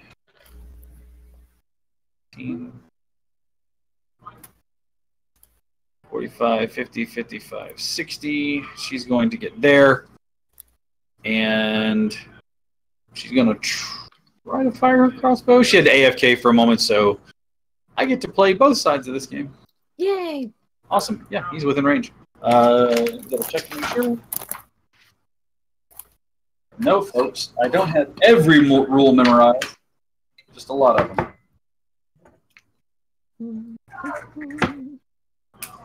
He is within that sweet spot, so we'll say that that's a thing that happens. Nice. Annalise pulls out her hand crossbow and plunks a shot at him.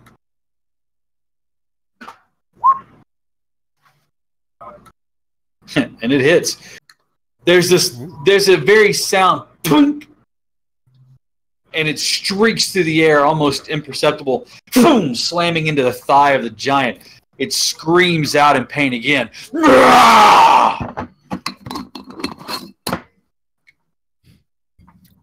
And it takes impressive 9 points of damage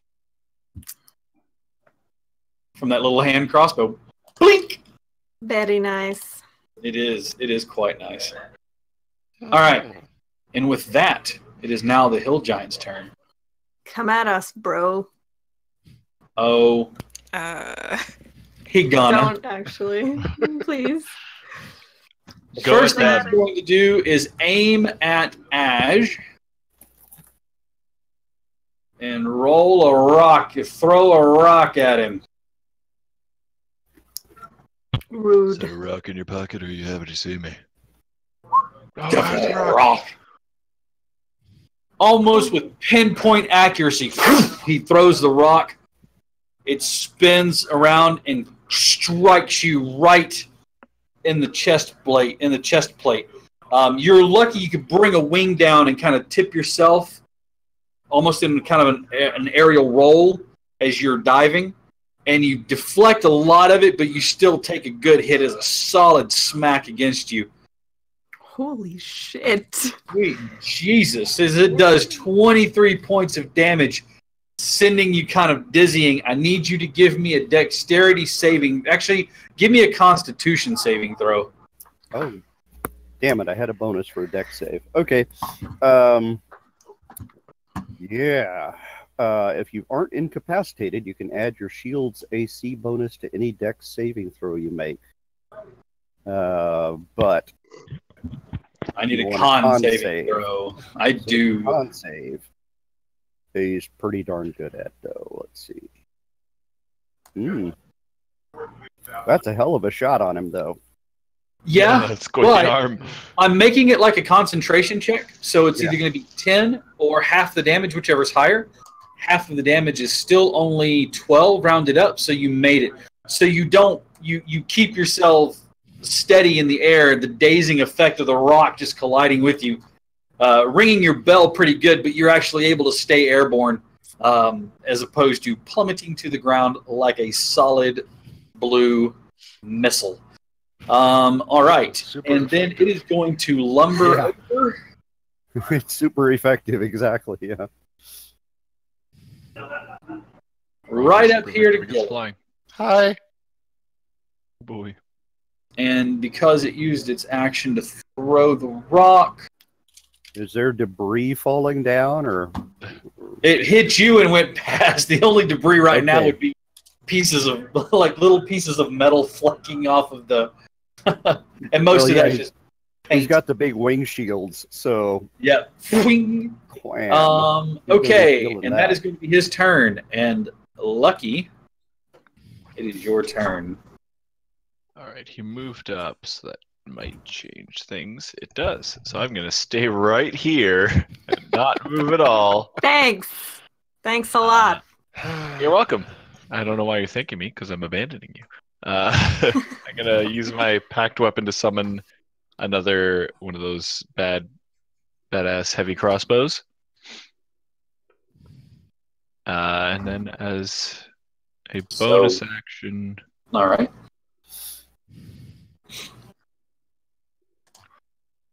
Do I want to do something like that? I'll just hex him.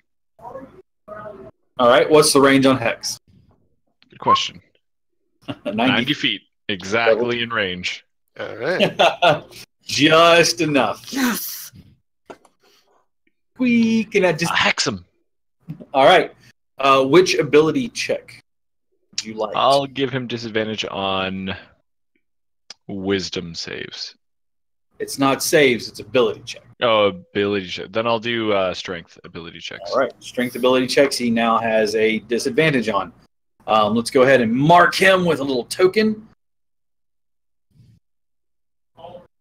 He is hexed. He is not dead. Let's not give him that one. Let's give him that one. I like that one. All right. Once again, you take your hands, boom, and the crossbow appears. And once again, the mist that's flowing off of it, it actually is cold this time. It actually has some. You can feel the cold rolling off of the bolt that sits resting there. And as you finish summoning, you throw your hand out, and the swirling blackish gray energy kind of erupts around him and just kind of swirls for a moment. Let's see. Yep. It's just there. It is. So he is now hexed, and if I'm not mistaken, that is your turn. We're back up to the top. Yenfear. Hi. Hello. It's your turn. Fuck. Okay. I'm gonna move. I'm like. It's the best answer. I've never heard someone so reluctant for action. Oh, this kind of action. This is not the action that I am in. I'm gonna move up here. Okay.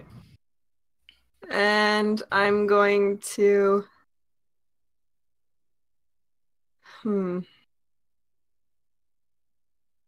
Pointedly not flanking him. what's a flank? Do you have that much What movement? Is the better square do question. Huh? You don't have that much. I was here. Yeah, he was saying flanking. I was saying you don't have that much. You don't have that much movement. You couldn't flank because you don't have that much movement. But you can't go through him, so you can't cut the direct line. You have to go around him. Why not? Why can't I just badass slide through his legs or something? Okay. Fine. Hold on. Couldn't Yennefer have gone there? I'll tell you exactly why. No, there's something else there. Yeah, gotcha.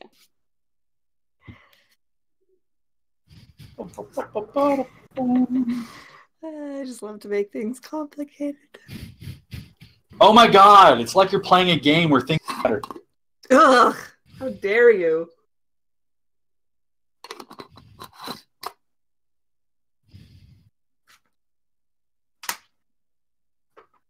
There is a reason that you can't do it. You can only do that if he was 2 sizes larger or smaller. Unfortunately, he is huge. So guess what? That is 2 sizes larger than you. You know what that means? 1, that he should be that big. And 2, you can get through him. You can move through it. Thanks, Jack. I can do it? You can do it.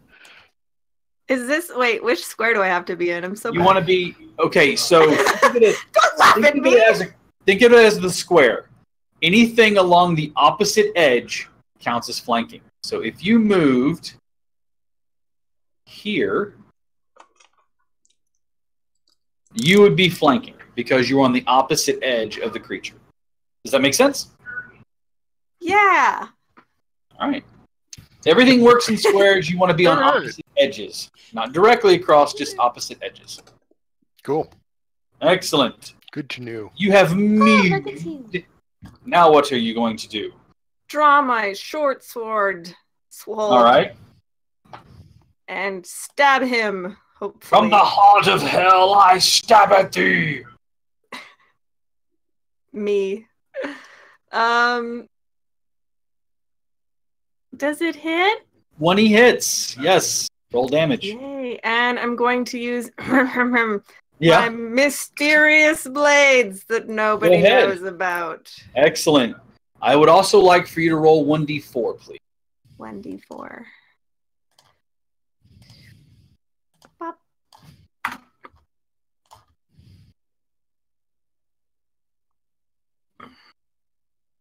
Excellent. You bring the sword out, flourish it, stab into the creature, and as you do that, the hilt of the sword flares in your hand, warm. As you draw it back, pumping the psychic energy into the creature, it roars in pain and grabs its leg, actually the back of its leg where you just stabbed it. And as you pull, the gold lining that you saw at the edge of the blade has flared red hot, almost white.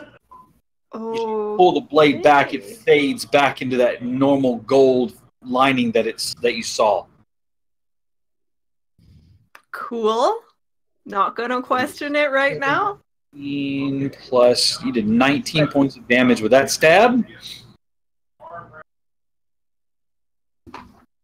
You're not sure what happened there, but it seemed like the sword flared to life for a second, as though something preternatural or something different about the sword ignited upon impact with the creature.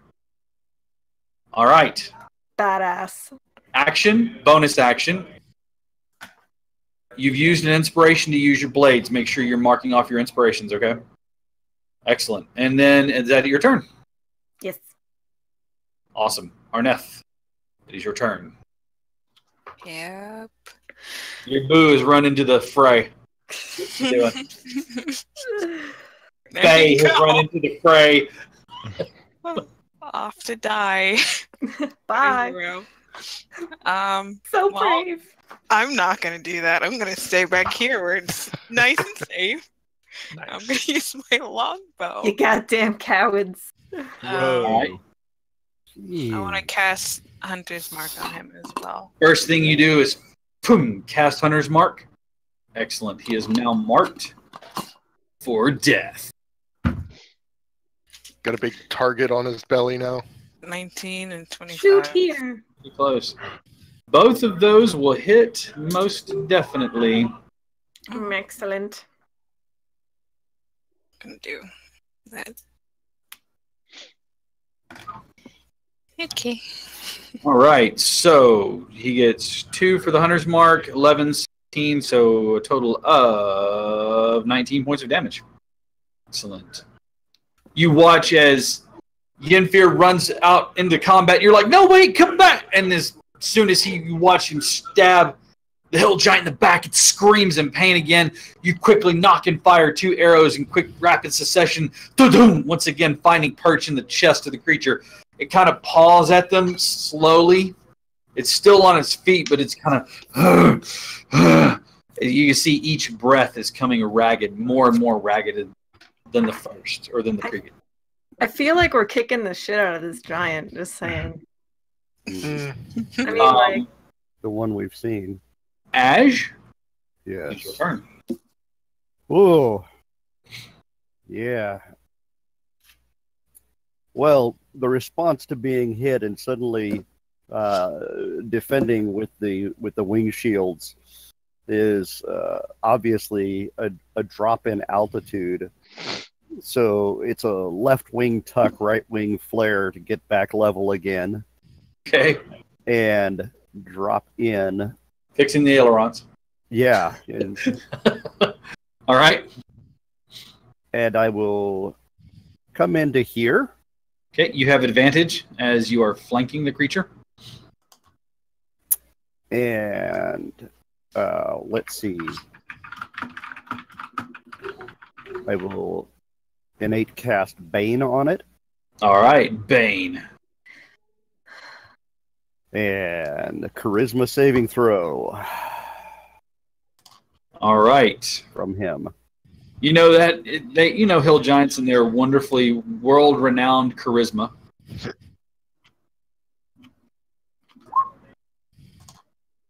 $15? Not bad.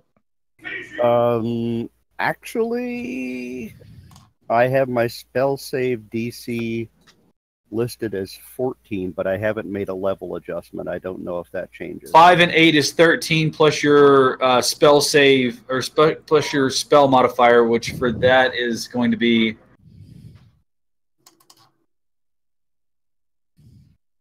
I have it listed as wisdom, I believe.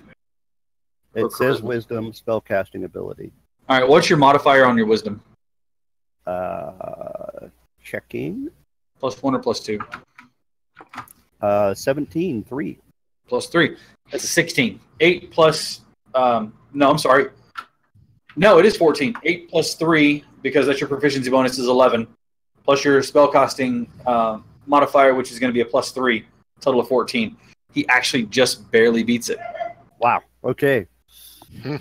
You finish the you finish the divine cast, the innate ability, drawing forth from the world around you and putting your force of will out towards it, trying to curse it in its existence. For a second, you watch as it washes over him in this wave of magical energy, and he takes his head and he kind of no. Well, all right. All right.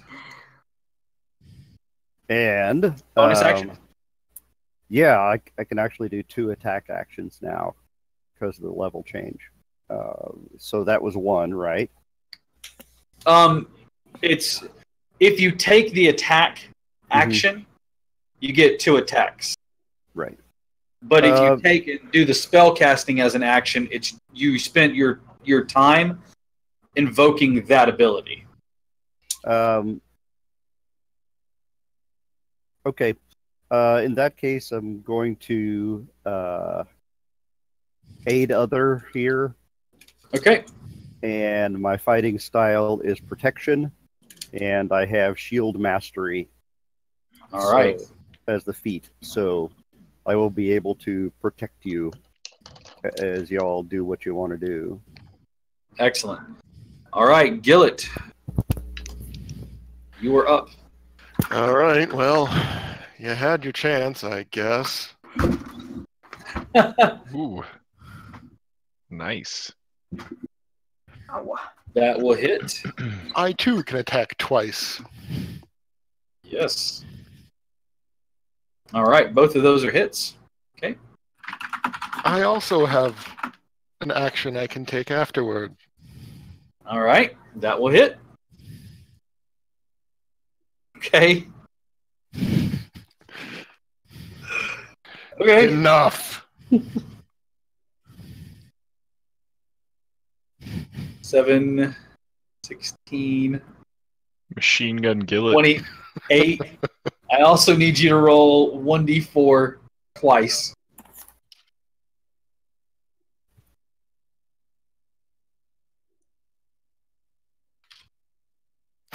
Well,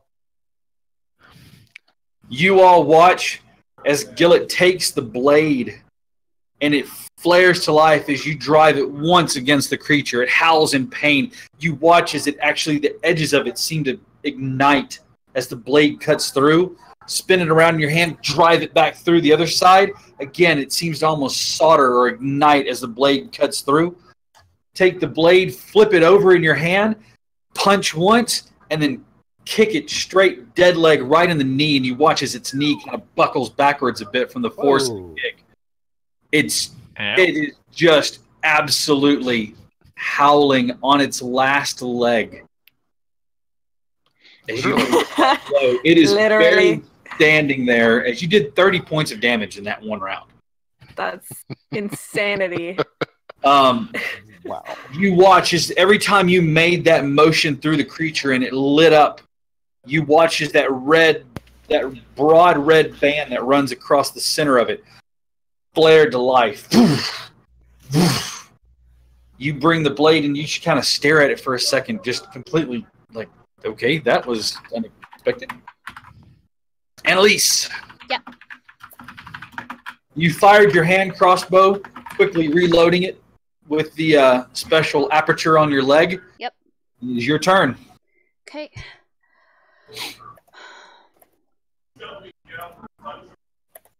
I'm just gonna move up, and as she's moving up, bonus action, cross the hand, ignites it with lightning, as per usual. And she will attack with the saw cleaver twice. Okay. Wait, sorry, that's with advantage. Apologies a second. Let me roll it again. Oh yeah, that hits. And then do it Wow. properly a second time. That will also hit. Ooh, buoy. Okay. God damn. Give any party words for Hill Giant that just got mauled to fucking death. Go back for this thing. Yeah, you did get advantage on that, right? Yeah. We're just not having it today. There's Also, something along the lines of, Yenfear, you need to move! Oh, right. It stumbles down to one knee as you draw the blade across it once. It falls, holding its stomach in, and as you do, its head comes up, still towering over you. You just run the blade straight up in an arc, and there's a moment where nothing happens. It's just still and quiet, and then all of a sudden, just blood, and it falls forward. Twitches once, as though the last vestiges of life are trying to leave its body. And it stays there still. Bite through its spinal cord at the base of the head. Ooh. Jesus, man. All right. He just watches Ash walks over, beak impossibly large, and reaches around the meat thick neck and just crunches. Well, that's actually what the little notch on the beaks of falcons are for. Gives it a shake. In case you're wondering, it fits in between vertebrae for doing exactly that. That's fucking sweet. Well, it was Wonderful. just kind of rated and then just had its throat cut. So, you know. But it's a quick dispatch is the point. Well. Yeah. He's dead. Good job, guys. Yeah. Go team. That went really well. So glad you Yeah, could he was assist big. us, Lucky. Yeah, I'm just kind of backing off a little bit after that, I mean, honestly. You did it too quickly. It's not Do my you need fault. some healing, Ash? Oh. Just a moment of mortality there, and he shows his right wing, and there's actually a dent in his shield. Oh. That sucks. The rest of the day passes without incident. Once again, I think the things in the forest kind of think better about it. We'll camp around the dead giant. Just carrying its head on a giant spike. I assume we're going to take the same watches again. Yeah, Sure. I'll be sure and mark the dead giant body with the Sky Warden symbol. What is it about that third watch? Give me a perception check, please. Okay. Okay. 23. Damn. We blessed It's not even today. trying to be stealthy. There's a sound of crunching from behind you. More crunching. Yeah, but not like a snap of a twig, more like a snap of a trunk. What's your armor class? I don't even want to look. It's 14. Oh, yeah. There's a sound of just breaking trunks and limbs as a section of a log is hurled in your direction, snapping other branches and tree and just thin trunks, snapping them off as it sails through the air. Boom! Landing just behind you. You jump up to spin, and out of the darkness stalks another one. God damn it. Here we go again. I know the opinion. All right, that guys, might wake me up. What languages do you speak? Common, Orc, Elvish, and come on. Not giant. It runs up and roars. Everybody is awakened by the sound of Mulak Tarnaka Ragdal. Oh, Jesus, what the fuck? 5 more minutes. Gillet, we're you going for awaken initiative. just in time to hear something about Nate, and I will have my vengeance. Oh. I thought as much. You thought what? Huh? Yes, they What'd she always say? they always want to choose, don't they? Well, Like when Sith. they're mated, yeah. Oh God. Oh. I kind of like almost how this is arranged. It's nice. Look at that. Look at that. You're all Imagine. kind of right there in a little Almost campfire as if setting. you're in a camp. As if you're ready to be just murdered. I mean, fight something. Yep. We're gonna in get fireball murdered. formation. You are in Yeah. fireball formation. So, did we get enough of a rest, or how long of a rest did we get? 2 watches, There's so the like third 3 hours. one. Yeah, I mean, Um, you're part elf, so you only need half of a rest anyway. I will say, You're so right. yeah, I would say that, except with the exception of you, spent abilities would not have been restored and only partial hit points. So I would say, Larry, unless you use something, let's say you only got about half of that HP back. We'll say you got about 12 HP back from the 23 that you lost in the fight, unless you used any other healing. I don't think anybody else took any damage, did they? Yeah, no, I did would I have. regain any key? Yeah, I do half meditate that- at the beginning of the rest. How much did you spend on your key? I spent 2.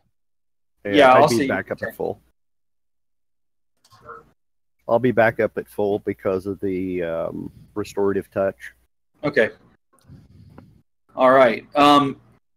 Anybody else other than Yenfear? That's right. You took your point, didn't you? And it's Okay. not 1 point; it was 5 because it's Well- per hunter level. You would get 3 of that back. Okay. Would I get my spell slot back? You would not have gotten your spell slot back. Okay. Yeah. The only reason that Yenfear gets it is because they only need 4 hours of meditative rest. Stupid elf. Okay, whatever. Don't ask All me right. for help anymore. Oh, rip!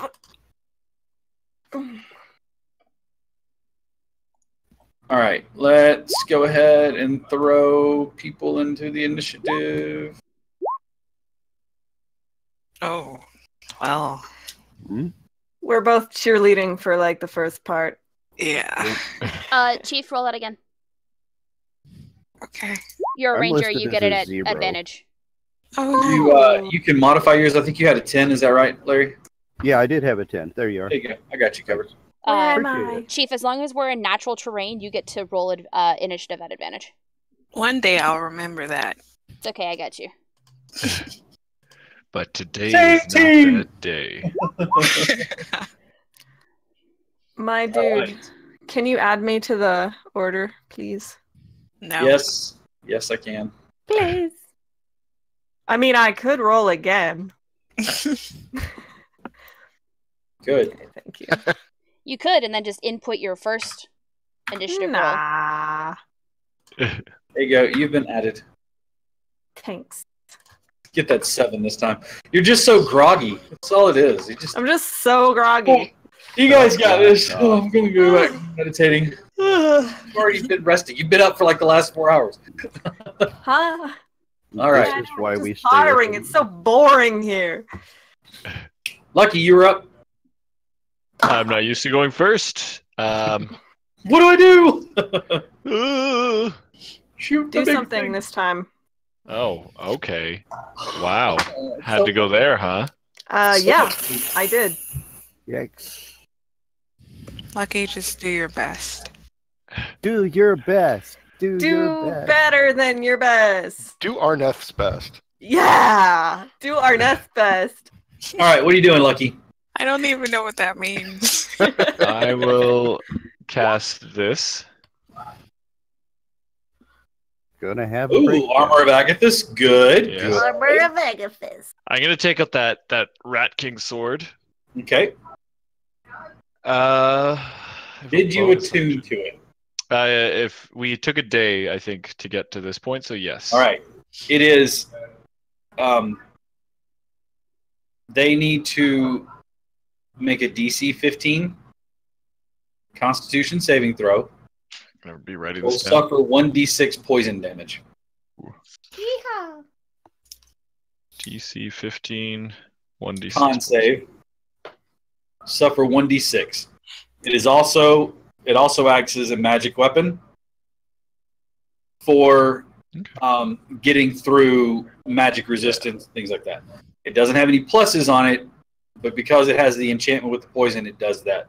It gets through that damage. That's all right. Oh boy. Oh boy. Oh boy. Have anything else that I can do? All right, what you doing? You cast Armor of Agathis. That's your action. Bonus action? I don't really have anything I can do. All right, then. You're just going to use the short sword? You're not going to summon your pack weapon? I got something in mind. Okay, cool. Excellent. All right, then it's its turn. Oh, hi. It says out in giant, I'm going to eat you first.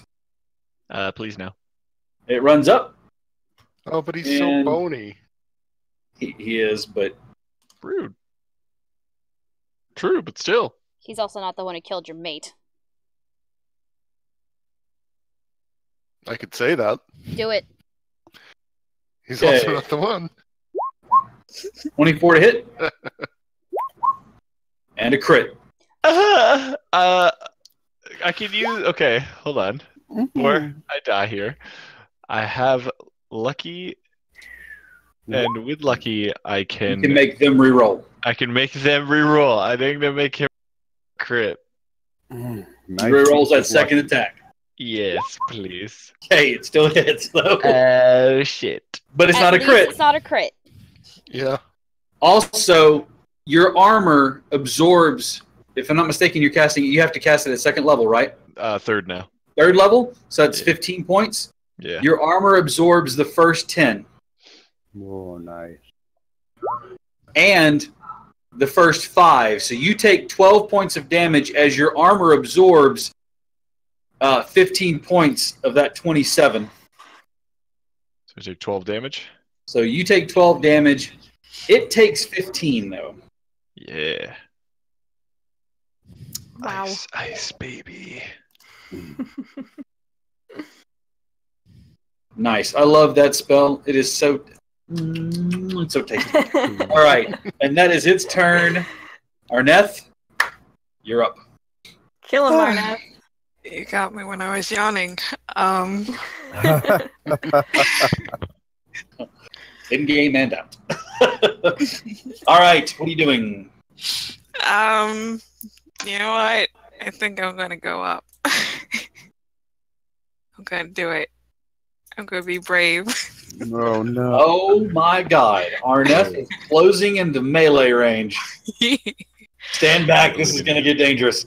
I'm gonna All take right. out both my short swords. Go for it. Start Do it. slicing at their shins. That will hit. That will also hit. Screaming, I don't know what I'm doing. How do I work these things? It's All right, well- extra attack. Does that mean I get a third You one? get one on your regular short sword. You would get another attack on that one, not the offhand, but the regular. Okay. Bravo! All right. Wait. Ooh. Let's see. Can I do this? Oh yeah! Yeah, Yes. nice.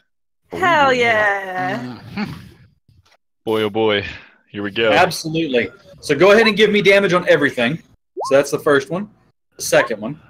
Double dice on that crit, right? And then you get to add one more D6. Short sword, yeah, D6. So roll 1d6. That's it. Beautiful. Damn. So we've got 16, 26, 31 points of damage. Nice. Pulling some Gillich. Impressive. Wow. You run up and just kind of drive to your knees, sliding the sword across its shin. As you come to your feet, like a baseball slide, you come up to your feet, jam it into the side of its leg, pull the sword out, spin the first one, and jam it one more time just behind the kneecap. There's a little pop sound You pull the blade out. It screams in pain. Its leg kind of jutting out at an awkward angle. Blood kind of flowing freely from the wound you left on it. Oh, man. Kill it. Ow. Your turn. It stands there, club in hand.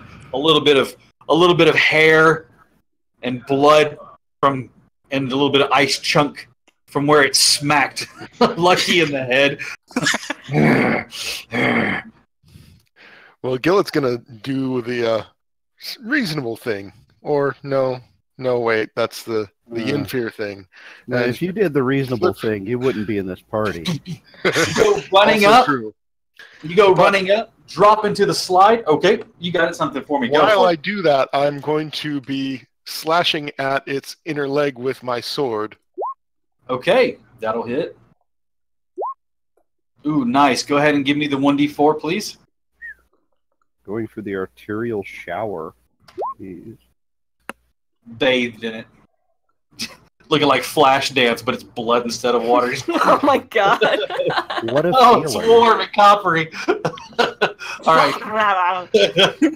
And of course, as I come back up, Okay. slicing again. All right. That will hit. Roll the 1d4. When you both get a chance, on your sheet, make sure you add the 1d4 whenever you strike with that sword. Okay? All right. So it'll automatically calculate it for you. All right. You go running between its legs, dropping to your bottom and sliding. One hand on the sword, the other hand out, kind of like guiding you in this little like skiing motion.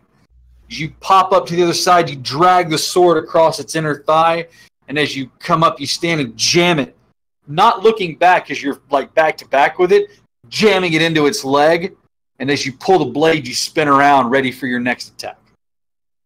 Which will then happen. Which will then happen immediately. Wow. By me punching it in the back of the butt cheek. Just punching it in the butt cheek. Punching its butt cheeks until it Oh, dies. he's punching my butt! Speed bags. He's hammering my butt! That is a lady. How dare you? Kick her ass. Kick this lady's ass. I don't give a fuck. All right, so you wheel around, kicking, doing a spinning axe kick. You just kind of bring your leg up, pivoting on your heel, and just bringing the leg down against the flesh. And as you rebound from that, you follow up with basically a haymaker uppercut, but into the soft, meaty tissue. Let's see. So that's 14, 15, 24, 26, 30, 33 points of damage. Not to be outdone. Of course. Turns the hand like rock this. band, actually. Bam! Drives it up. Always gonna one-up me. See? It just feels sick. It just looks like it's going to throw up. Oh, God. Oh my god. All right. Gillet, that is Annalise. It's your turn. Okay. She isn't going to bother with the lightning this time. Okay. She is just going Just to... go after it with the saw cleaver and just cut it down. Yeah. But this time she's going to chug back her mutagen of potency. Okay.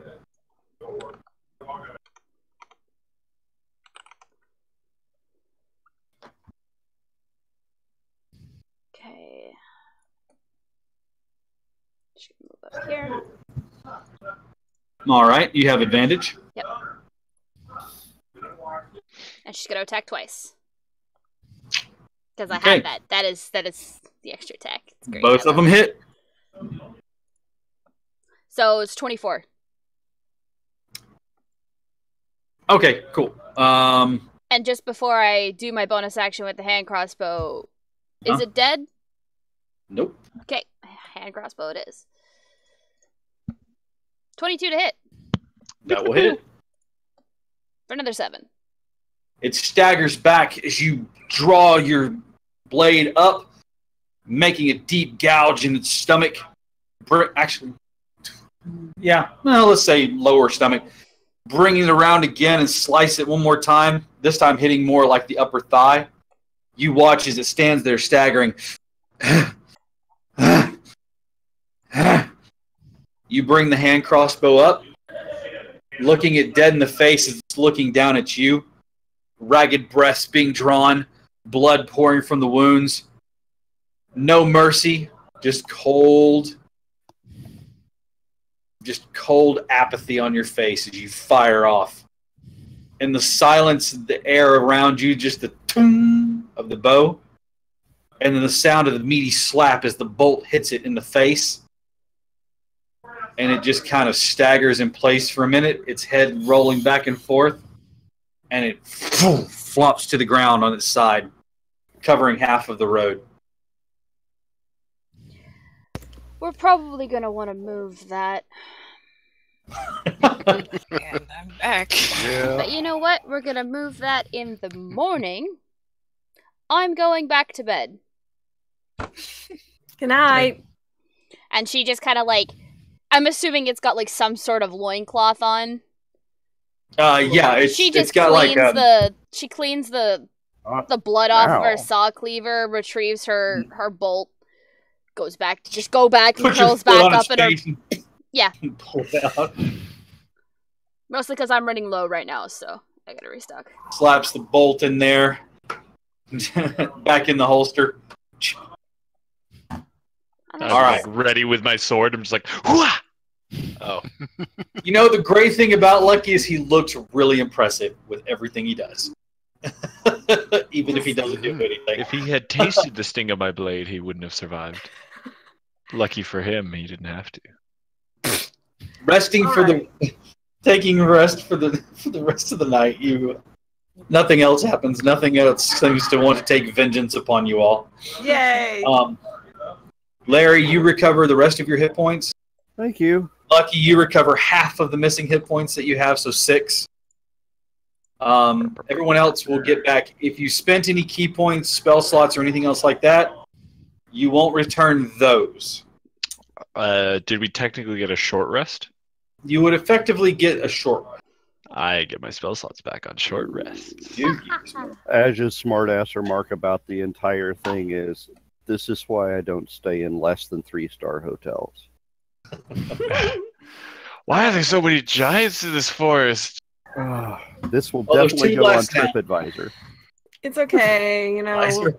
Be in an actual town eventually. You can have a real bath. All right. Are you dirty? Do you need to be cleaned? Are you weirdly offering? Well, I mean, Yeah, you sounded like you're propositioning. Go to bed. So the rest of the day, the next day passes. You find yourselves seeing the bend of the river. And as you do, you see the large river that you finally meet up with splits into two. Sitting on a jut of land, you see an old stone keep or castle, flags popping waving in the breeze. The river, which is still wide, now splits into two pieces, running along the north and the south border of very large, active town. Two bridges on either side of the river, on either side of the town, lead the way into the city. There's no walls around the actual town itself, with the exception of where the castle is. In there, you see more large buildings, along with the castle itself. You notice a grand spire made out of a wide block that kind of rises into the air, not dwarfing the height of the castle itself. You see a port out at the edge, ships setting in and sailing.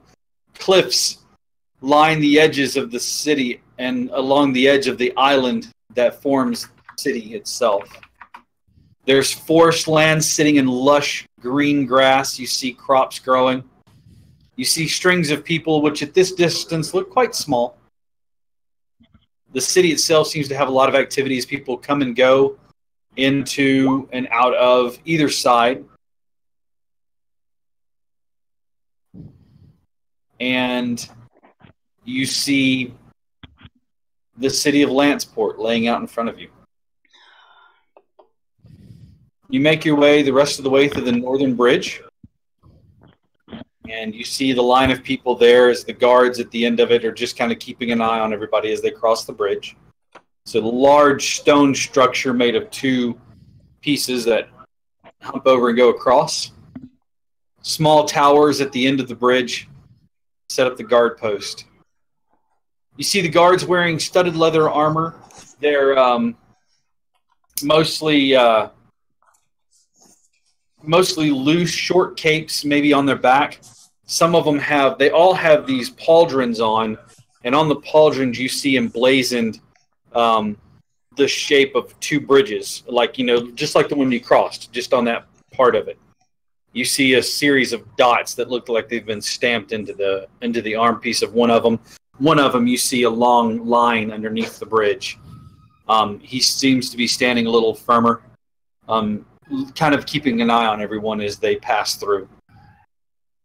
The road leads into an open, and then another group of buildings with smoke pluming out of some of them. It appears as though this is the Market and Artisans District.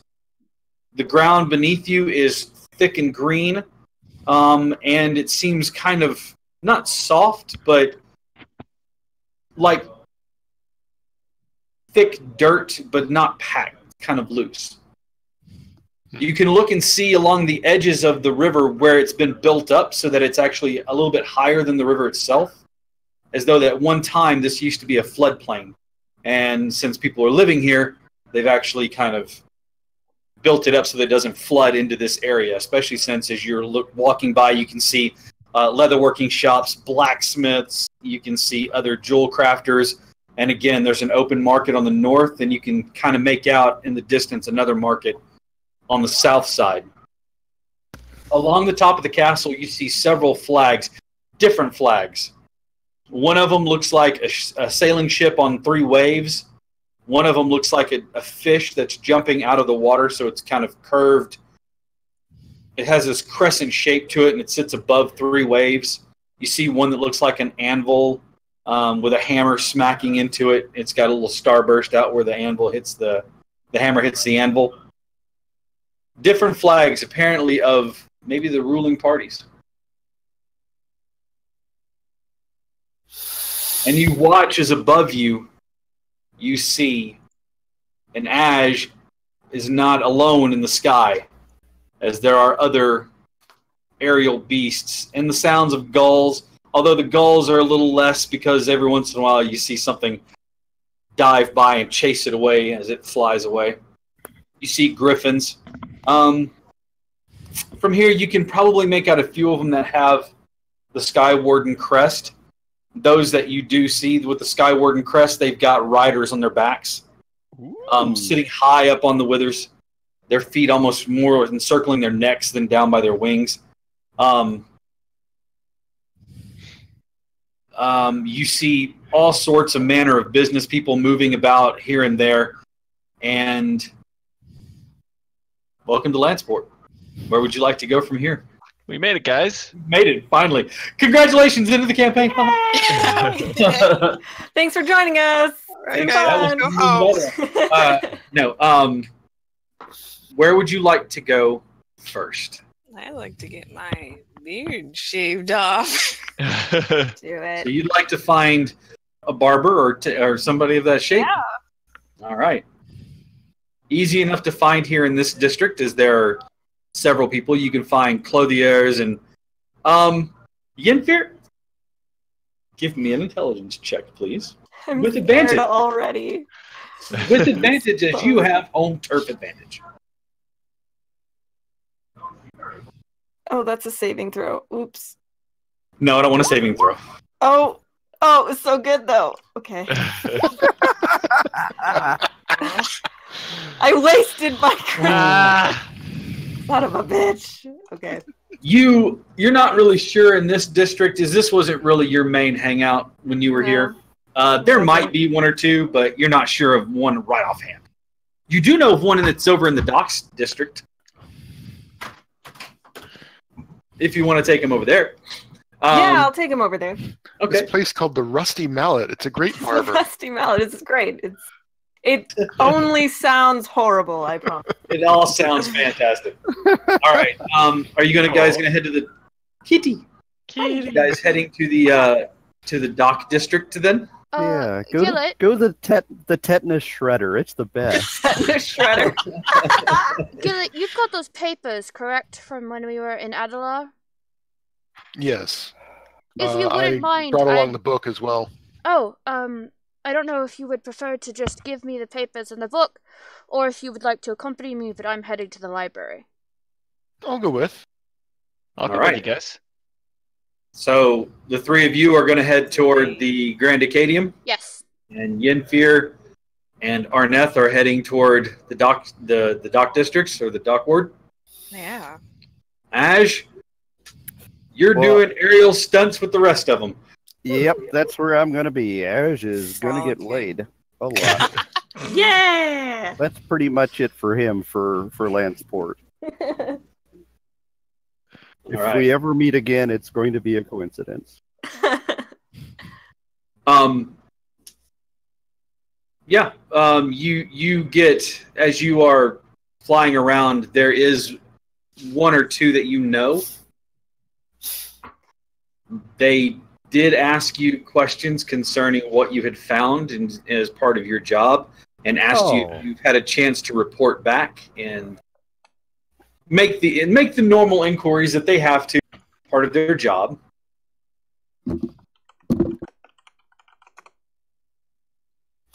I'll be staying somewhere nice tonight. Yep. Oh, I give very good, thorough reports until I don't have to anymore. Then I'm gone. Excellent. All right. Didn't you two have to one of you two at the barbershop have to turn in a quest to our guild? No, that was Lucky. That was Lucky. Okay. Yeah. I haven't written down who has to turn in what. I have that written down at the very least. I had that written down somewhere I didn't look at today. So, Lucky, you could go by the Adventurers Guild and turn in and collect your bounty for your job. Sure, I will do that. Right. Can you guys come with me? I don't want to be alone.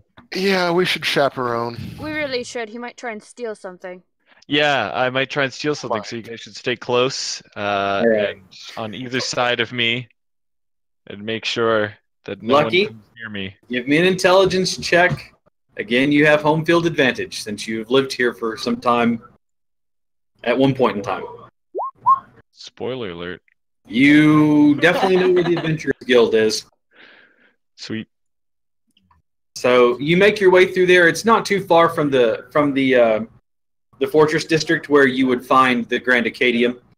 You make your way inside. Behind the counter is a very well-dressed gentleman. Doesn't look like much of an adventurer. He's kind of got the dad bod going underneath the finery. Oh, hell yeah. Small beard, close shaven, but, trimmed neat, hair parted perfectly, well coiffed. And he's got spectacles on, a long jacket with buttons on either side. It looks like it could button either way. Tablet. He has gloves on his hands, and as you walk in, he says, welcome. I take it you're looking for a job. You have one to turn in for us. I have one to be turned in. Yes. Marvelous! And he holds his hand out to you. I'll give him the writ. He takes a quick look at it, and you see that the magic that binds the contract is, it's marked through. He says, yes, confirmed and completed. And he takes the paper and folds it, puts it away, pulls out a very familiar looking box as you found one, as you saw in Reed's song. He opens it. He takes out stack of marks, and he puts down 1, 2, 3, 4, and he says, "Oh, looks like there was a bit of a bonus," and he puts down a 5th one. Woo! He takes the rest of them, puts them back, and closes it. He says, "And there you are, your earnings for a job well done. Please make sure to investigate the board to see if there's anything else." Yeah, I'm pretty great. I did that one all by myself, actually. Annalise is gonna hit him. Do you have anything more challenging? I'm sure there might be something on the board if you would like to check. And he motions you to the board. Whereas the one in Reed's song was just kind of a quiet affair. There's a lot of decoration in this one. You know, heads mounted up on walls. You know, big weapons hanging from showpiece, kind of things. There's a case that's got weapons and little plaques. This is the famous sword once wielded by the great adventurer known as, whatever the name is. But it's just frog teeth. Sorts of various things like that. This place is cool. I don't know why I never came here. All right.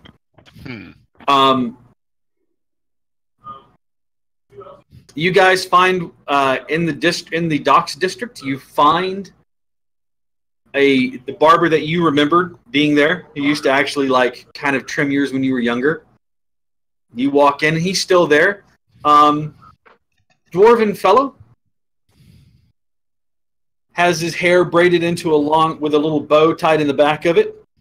His beard is braided, and he has small trinkets placed in there, little blocks in circles, jewelry in it.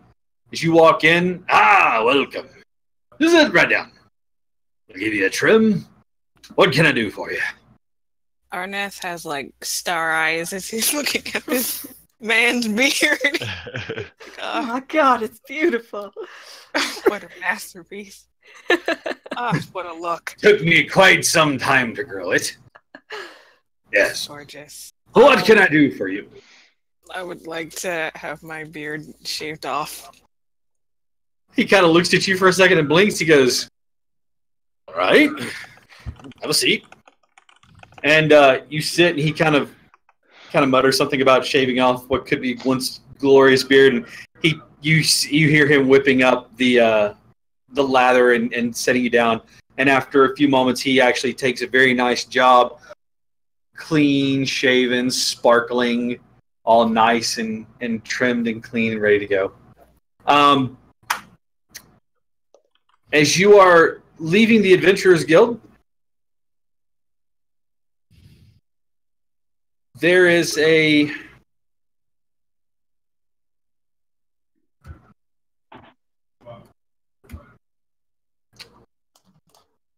give me a perception check, all three of you. Could you describe the ruckus, sir? You're up in the sky doing a ruckus yourself.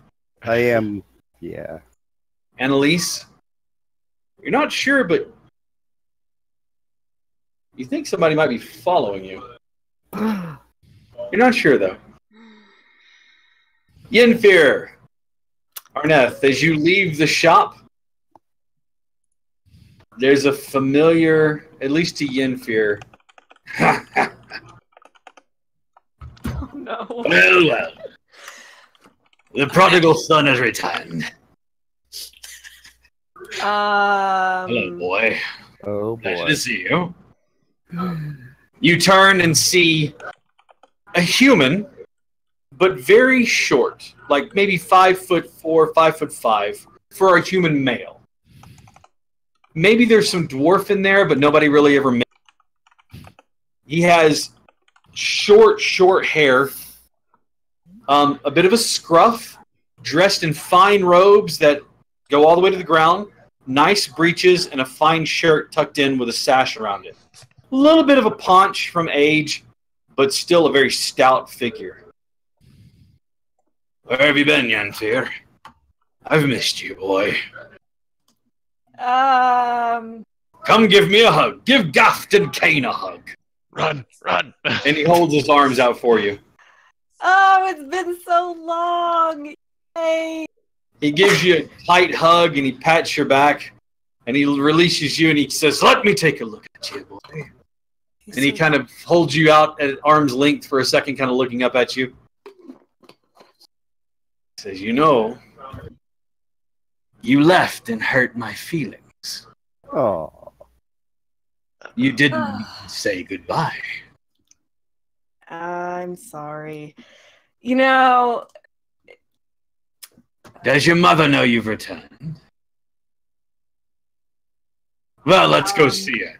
And he takes your hand and forcibly starts to lead you away. And that's what we'll pick up next week. I get to get my ass whooped by my mom now. Thank you, everyone, for tagging along with us and watching us fight Hill Giants. Thank you. A huge thank you to Larry Dixon for hanging out with us. I think that Ash is now taking his leave for a little while. Perhaps we'll take paths again. We will see. We will see. I want to thank everybody for hanging out with us. Yeah, it'll have a lot to do with my upcoming travel, so we'll see. Yeah, if you had fun watching us, always remember, Dire Bear is not just a broadcast television show, but I actually offer my DMGM services, not just for Dungeons & Dragons, for Pathfinder, for Twilight 2000, for just about any game. If I've never even touched it, I will learn how to play it inside and out, and I will run you through it. So once you get a chance, drop by and visit us at Dire Bear AC on www.patreon.com/Dire Bear AC, and we will see everyone next week. Before we go, are there any announcements that anybody else would like to mention? If you're in the Canada region, Toronto specifically, Anime North, if you are going to be at Anime North, I will be there in an Abyss Watcher cosplay from Dark Souls 3. So if you guys see me, come on over and say hi. Please share with me your favorite scenes from Foundations of Adelar and what you would like to see happen between the party, and maybe we'll see if we can make it happen. We all want to see Annalise and Lucky get together. Do it! Actually, Lucky, are you joining me at Anime North? No, I have no money. That is unfortunate. Rip. Rips. But for sure, I will be there. And that's the big con that I am prepping for. Kitty. Dun, dun, dun. I will be at Hamacon running a game as the Dire Bear GM. If you're in Huntsville, Alabama, please come to Hamacon. One, it's an anime convention, so that should be awesome. Why will I be there? Because I'm everywhere. Well, all right. Mercedes Lackey and I will be in Phoenix, Arizona from the 24th to the 27th for the Phoenix Comics Fest. We'll be there with the Bard's Tower, along with a lot of really terrific writers. And awesome. We make that place in the dealer's room our home base. So even if you miss an official signing or a panel, you can come find us there. Excellent. Hamacon in Huntsville is going to be 23rd and 24th. I've got to double check that, but I'm pretty sure that's it. So again, that'll be in June. Come out and see us. I'll be running a one-shot. I will have a 3D terrain map. That is my goal. Pushing for it.